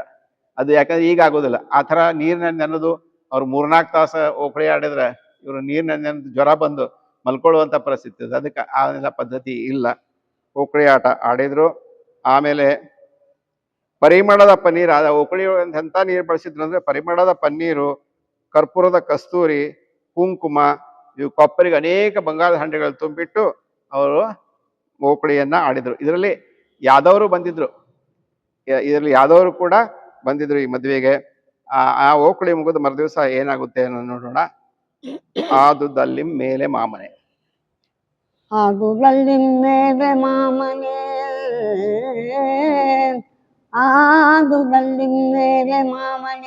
ಮೇದಿನೀಪತಿ ಜನಕರಾಯಂಗೆ ಆದಿವಾಕರ ಕುಲಲಾಮಂಗೆ ಅಖಿಳ ವಿಭವದಲ್ಲಿ ಆಧರಿಸಿದನು ಜನಕನಿ ಭರತ ಕೈದು ರತ್ನಾಭರಣ ಮೇದಿನಿಯ ಬಳುವಳಿಗಳು ಬಳಿಕಾ ಕುಮಾರಿಕರ ರಾಮ್ ಬಳಿಕಾ ಕುಮಾರಿಕರ. ಈ ಓಕುಳಿಯ ಮರುದಿವಸ ಮಾಮನೆ ಪ್ರಸ್ಥ ಅಂತ ಹೇಳಿ ಮಾಡ್ತಾರೆ. ಮಾಮನೆ ಪ್ರಸ್ಥ ಅಂದ್ರೆ ಹೆಣ್ಣಿನ ಬೀಗರೇ ಎಲ್ಲ ಇಷ್ಟು ತರ ಮಾಡಿದ್ದಾರೆ, ಆದ್ರೆ ಗಂಡಿನ ಬೀಗರು ಕೂಡ ಹೆಣ್ಣಿನವರಿಗೆ ಊಟಕ್ಕೆ ಹಾಕ್ಸ್ಬೇಕು. ಇದಕ್ಕೆ ಮಾಮನೆ ಪ್ರಸ್ಥ ಅಂತ ಕರೀತಾರೆ. ಅದ್ರ ಮರುದಿವಸ ಹೆಣ್ಣಿನವರು ಕಳುವುಟ ಅಂತ ಮಾಡ್ತಾರೆ. ಅದಕ್ಕೆ ಅದು ಒಂದು ಪದ್ಧತಿ ಎಷ್ಟು ಒಳ್ಳೇದದ ನೋಡ್ರಿ. ಅಂದ್ರೆ ಗಂಡಿನ ಬೀಗರಿಗೆ ಏನು ಜವಾಬ್ದಾರಿ ಇಲ್ಲ, ಸುಮ್ಮ ಆರಾಮಾಗಿ ಬಂದು ಊಟ ಮಾಡಿ ಬಸ್ನಾಗ ಹೋಗುದಲ್ಲ, ಅವರು ಕೂಡ ಒಂದು ಊಟವನ್ನ ಹೆಣ್ಣಿನ ಬೀಗರಿಗೆ ಹಾಕಿಸ್ಬೇಕು. ಅದ್ರ ಸಂಬಂಧಂತೆ ಈ ದಶರಥ ಮಹಾರಾಜನು ಕಾಳು ಕಡಿ ಹಿಟ್ಟು ಎಲ್ಲ ತಗೊಂಡ್ಬಂದಿದ್ದಾನೆ ಆ ಒಂದು ಸಂದರ್ಭಕ್ಕೆ ಸಂಬಂಧಂತೆ. ಯಾಕಂದ್ರೆ ಅವನದೇನ್ ಜವಾಬ್ದಾರಿ ಇದಿಲ್ಲ, ಎಷ್ಟೊಂದೆಲ್ಲ ಕಾಳು ಹಿಟ್ಟು ಅವನ್ನೆಲ್ಲ ಯಾಕೆ ತಗೊಂಡ್ಬರ್ಬೇಕಾಗಿತ್ತು. ಮಾಮನೆ ಪ್ರಸ್ತಾವನೆ ಮಾಡಿದ್ರು. ಆ ದಿವಾಕರ ಕುಲಾಲ ಮಂಗಳು ಅಂದ್ರೆ ಆ ಸೂರ್ಯ ವಂಶದ ಶ್ರೇಷ್ಠರಾದಂತ ರಾಮ ಲಕ್ಷ್ಮಣ ಭರತಶ್ರತರು ವೈಭವದಿಂದ ಜನಕರಾಜನು ಅವರನ್ನು ಆಧರಿಸಿ ಅಳಿಯಂದ್ರಿಗೆ ಏನ್ ಕೊಟ್ಟ ಅಂದ್ರೆ ಇಭ ಅಂದ್ರೆ ಆನೆ, ರಥ ಅಂದ್ರ ಇದು ರಥ, ಆಮೇಲೆ ಕುದುರೆ, ಕೈದು ಅಂದ್ರೆ ಶಸ್ತ್ರಾಸ್ತ್ರಗಳನ್ನು ಕೊಟ್ಟ, ರತ್ನಾಭರಣ ಕೊಟ್ಟ, ಮತ್ತು ಹೆಣ್ಣು ಮಕ್ಕಳನ್ನು ಕಾಣಿಕೆ ಕೊಟ್ಟ. ಆಮೇಲೆ ಇವನ್ನೆಲ್ಲ ಭೂಮಿದಾನನು ಮಾಡಿದ. ಅಂದ್ರೆ ಈ ಸೇವಕಿಯರನ್ನು ಕಳಿಸ್ಕೊಡ್ತಿದ್ರು ಆ ಮದುವೆ ಜೋಡಿ ಆ ಹುಡುಗಿಯ ಅತ್ತಿ ಮನೆಗೆ. ಇವೆಲ್ಲ ಕೊಟ್ಟ. ಇದು ವರದಕ್ಷಿಣೆ ಅಲ್ಲ, ನಾವು ತಿಳಿದುಕೊಂಡಂತೆ ವರದಕ್ಷಿಣೆ ಅಲ್ಲ, ಅಳಿಯನಿಗೆ ಮಾವನು ತನ್ನ ಮನಸ್ಸಿನಿಂದ ಕೊಟ್ಟಂತ ಒಂದು ಕಾಣಿಕೆ ಅಂತ ಹೇಳಿ ನಾವು ತಿಳ್ಕೊಂಡು, ಆಮೇಲೆ ಅವರೆಲ್ಲರೂ ಕೂಡ ಅಯೋಧ್ಯೆಯತ್ತ ಪ್ರಯಾಣವನ್ನು ಬೆಳೆಸಿದ್ರು ಅನ್ನೋದರೊಂದಿಗೆ ಸೀತಾರಾಮ ಕಲ್ಯಾಣವನ್ನ ನಿಮ್ಮ ಮುಂದೆ ಇಟ್ಟಿದ್ದೀವಿ. ಈಗ ಇದರ ಫಲಶ್ರುತಿಯನ್ನು ನೀವು ಕಥೆ ಕೇಳಿದ್ರಲ್ಲ ಇಲ್ಲಿಯವರೆಗೆ, ಸೀತಾರಾಮರ ವಿವಾಹದ ಕಥೆಯನ್ನ, ಅದರಿಂದ ಫಲಶ್ರುತಿ ಏನಿದೆ ಅನ್ನೋದನ್ನ ಒಂದೆರಡು ಪದ್ಯದಲ್ಲಿ ನೋಡೋಣ. ಧರೆಯೊಳಗ್ಗದ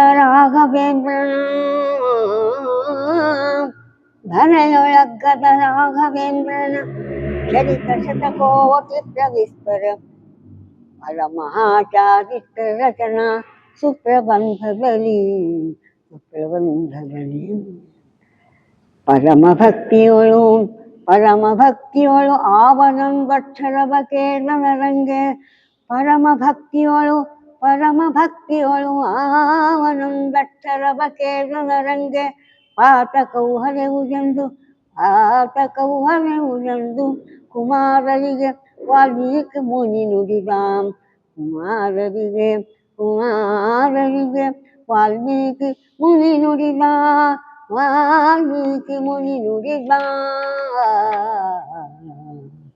ಇಲ್ಲಿ ಕುಮಾರ ವಾಲ್ಮೀಕಿ ಕವಿಗಳು ಹೇಳ್ತಾ ಇದ್ದಾರೆ, ಧರೆಯೊಳ ಹಗ್ಗ ಅಂತಂದ್ರೆ ಹಗ್ಗದರದ ಕಾಳಿನ ಅಂಗಡಿ ಹಂಗಲ್ಲ, ಹಗ್ಗ ಅಂದ್ರ ಹಗ್ಗಳೇ ಶ್ರೇಷ್ಠ ಅಂತ. ಈ ಭೂಮಿಯ ಮೇಲೆ ಶ್ರೇಷ್ಠನಾದಂತ ರಾಘವೇಂದ್ರನ ಚರಿತ್ರೆ ಅಂತ ಹೇಳ್ತಾರೆ ನೋಡ್ರಿ. ಮತ್ತೆ ಇಲ್ಲಿ ರಾಘವೇಂದ್ರ ಅಂದ್ರ ರಾಮ, ರಘುಕುಲಕ್ಕೆ ಇಂದ್ರನಂತಿದ್ದವನು ರಾಘವೇಂದ್ರ. ಮಂತ್ರಾಲಯ ರಾಘವೇಂದ್ರ ನಮ್ಮ ಒಂದು ವಿಚಾರ ಇರ್ತದೆ. ಅದಕ್ಕೆ ಮಂತ್ರಾಲಯ ರಾಘವೇಂದ್ರ ಸ್ವಾಮಿಗಳಿಗೆ ಹೆಸರು ಬಂದಿದ್ದು ಇದೇ ರಾಘವೇಂದ್ರದಿಂದ, ರಾಮನ ಹೆಸರಿಂದ ಬಂದದೆ. ಇದನ್ನು ಯಾರು ಚರಿತ ಶತಕೋಟಿ ಕೋಟ್ಯಾದಿ, ಇದೇ ಸರ್ ಹೇಳಿದ್ರಲ್ಲ, ಕೋಟಿ ರಾಮಾಯಣಗಳು ಬರ್ದಾವಂತ ಇಂಥ ಪರಮ ಶ್ರೇಷ್ಠವಾದಂಥ ಚರಿತ್ರೆಯನ್ನ ಯಾರು ಕೇಳ್ತಾರೆ, ಪರಮ ಭಕ್ತಿಯಲ್ಲಿ ಯಾವನೊಂದು ಅಕ್ಷರವನ್ನು ಕೇಳ್ತಾನೋ ಆ ಮನುಷ್ಯನಿಗೆ ಎಲ್ಲ ಪಾಪಗಳು ಹರಿದು ಹೋಗುತ್ತವೆ ಅಂತ ಹೇಳಿ ಲವಕುಶ ಕುಮಾರರಿಗೆ ವಾಲ್ಮೀಕಿ ಮುನಿಗಳು ಹೇಳ್ತಾ ಇದ್ದಾರೆ. ಅದನ್ನ ನಾವು ನಿಮ್ಗೆ ಹೇಳ್ತಾ ಇದ್ದೀವಿ. ಮುಂದೆ ಇನ್ನೊಂದು ಫಲಶ್ರುತಿ ಪಾದ್ಯವನ್ನು ನೋಡಿ ಮುಗಿಸೋಣ ಕಾರ್ಯಕ್ರಮ. ಮಂಗಳವು ಜಗ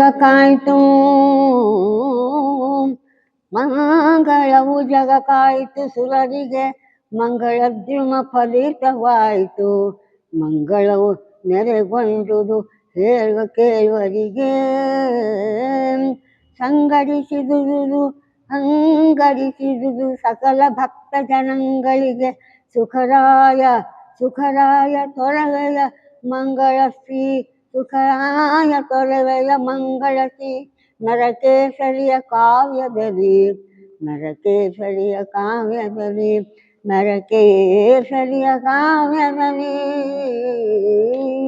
ಕವಿಗಳು ಹೇಳ್ತಾರೆ, ಜಗತ್ತಿಗೆ ಈ ರಾಮಾಯಣವನ್ನು ಯಾರು ಕೇಳ್ತಾರೋ ಅವ್ರಿಗೆಲ್ಲ ಮಂಗಳ ಆಗಿದೆ. ಸುರರಿಗೆ ಮಂಗಳದ್ರುಮ ಫಲಿತವಾಯಿತು, ದೇವತೆಗಳಿಗೆ ಕಲ್ಪವೃಕ್ಷ ಫಲಿತವಾಗಿದೆ, ಹಣ್ಣಾಗಿದೆ ಕಲ್ಪವೃಕ್ಷದಲ್ಲಿ. ಮಂಗಳವು ನೆಲೆಗೊಂಡುದು ಓದುವ ಹೇಳುವ ಕೇಳುವರಿಗೆ. ಈ ಒಂದು ಕಾವ್ಯವನ್ನ ಕವಿ ಬರೆದಾಗ ಅದನ್ನು ಓದುವವರು ಬೇಕು, ಹೇಳುವವರು ಬೇಕು, ಕೇಳುವವರು ಬೇಕು. ಆ ಕಾವ್ಯ ಬರೆದಿಟ್ಟ ನಂತರ ಇಲ್ಲಂದ್ರೆ ಅಲ್ಲೇ ಮೂಲೆಯಲ್ಲಿ ಉಳಿದ್ಬಿಡ್ತದೆ. ಅದಕ್ಕೆ ಕವಿಗಳಿಗೆಲ್ಲ ಗೊತ್ತು. ಅದಕ್ಕೆ ಹೇಳಿದ್ರು ಅವರು, ಮಂಗಳವಾಗ್ತದೆ ಯಾರಿಗೆ ಅಂದ್ರೆ ಓದುವಂಥವ್ರಿಗೆ, ಹೇಳುವಂಥವ್ರಿಗೆ, ಕೇಳುವಂಥವ್ರಿಗೆ ಮಂಗಳ ಆಗ್ತದೆ. ಸಕಲ ಭಕ್ತ ಜನಗಳಿಗೆ ಆಗ್ತಾ ಇದೆ ಎಲ್ಲ ಮಂಗಳ. ಯಾರಿಂದ ಅಂದ್ರೆ ಸುಖರಾಯ ತೊರವೆಯ ಮಂಗಳ ಶ್ರೀ ನರಕೇಸರಿಯ ಕಾವ್ಯದಲ್ಲಿ. ನರಕೇಸರಿ ಅಂದ್ರೆ ನರಸಿಂಹದೇವರು, ಅರ್ಥಾತ್ ಶ್ರೀರಾಮನ ಈ ಕಾವ್ಯವನ್ನು ಯಾರು ಕೇಳ್ತಾ ಇದ್ದೀರಿ, ಯಾರು ಹೇಳ್ತಾ ಇದ್ದೀರಿ, ಯಾರು ಓದ್ತಾ ಇದ್ದೀರಿ, ಎಲ್ಲರಿಗೂ ಮಂಗಳ ಆಗ್ಲಿ ಅಂತ ಒಂದು ಆಶಯದೊಂದಿಗೆ ಈ ಕುಮಾರ ವಾಲ್ಮೀಕಿ ಕವಿಗಳ ಗಮಕಕ್ಕೆ ಮಂಗಳವನ್ನ ಹೇಳ್ತಾ ಇದ್ದೀವಿ ನೋಡಿ. ಆ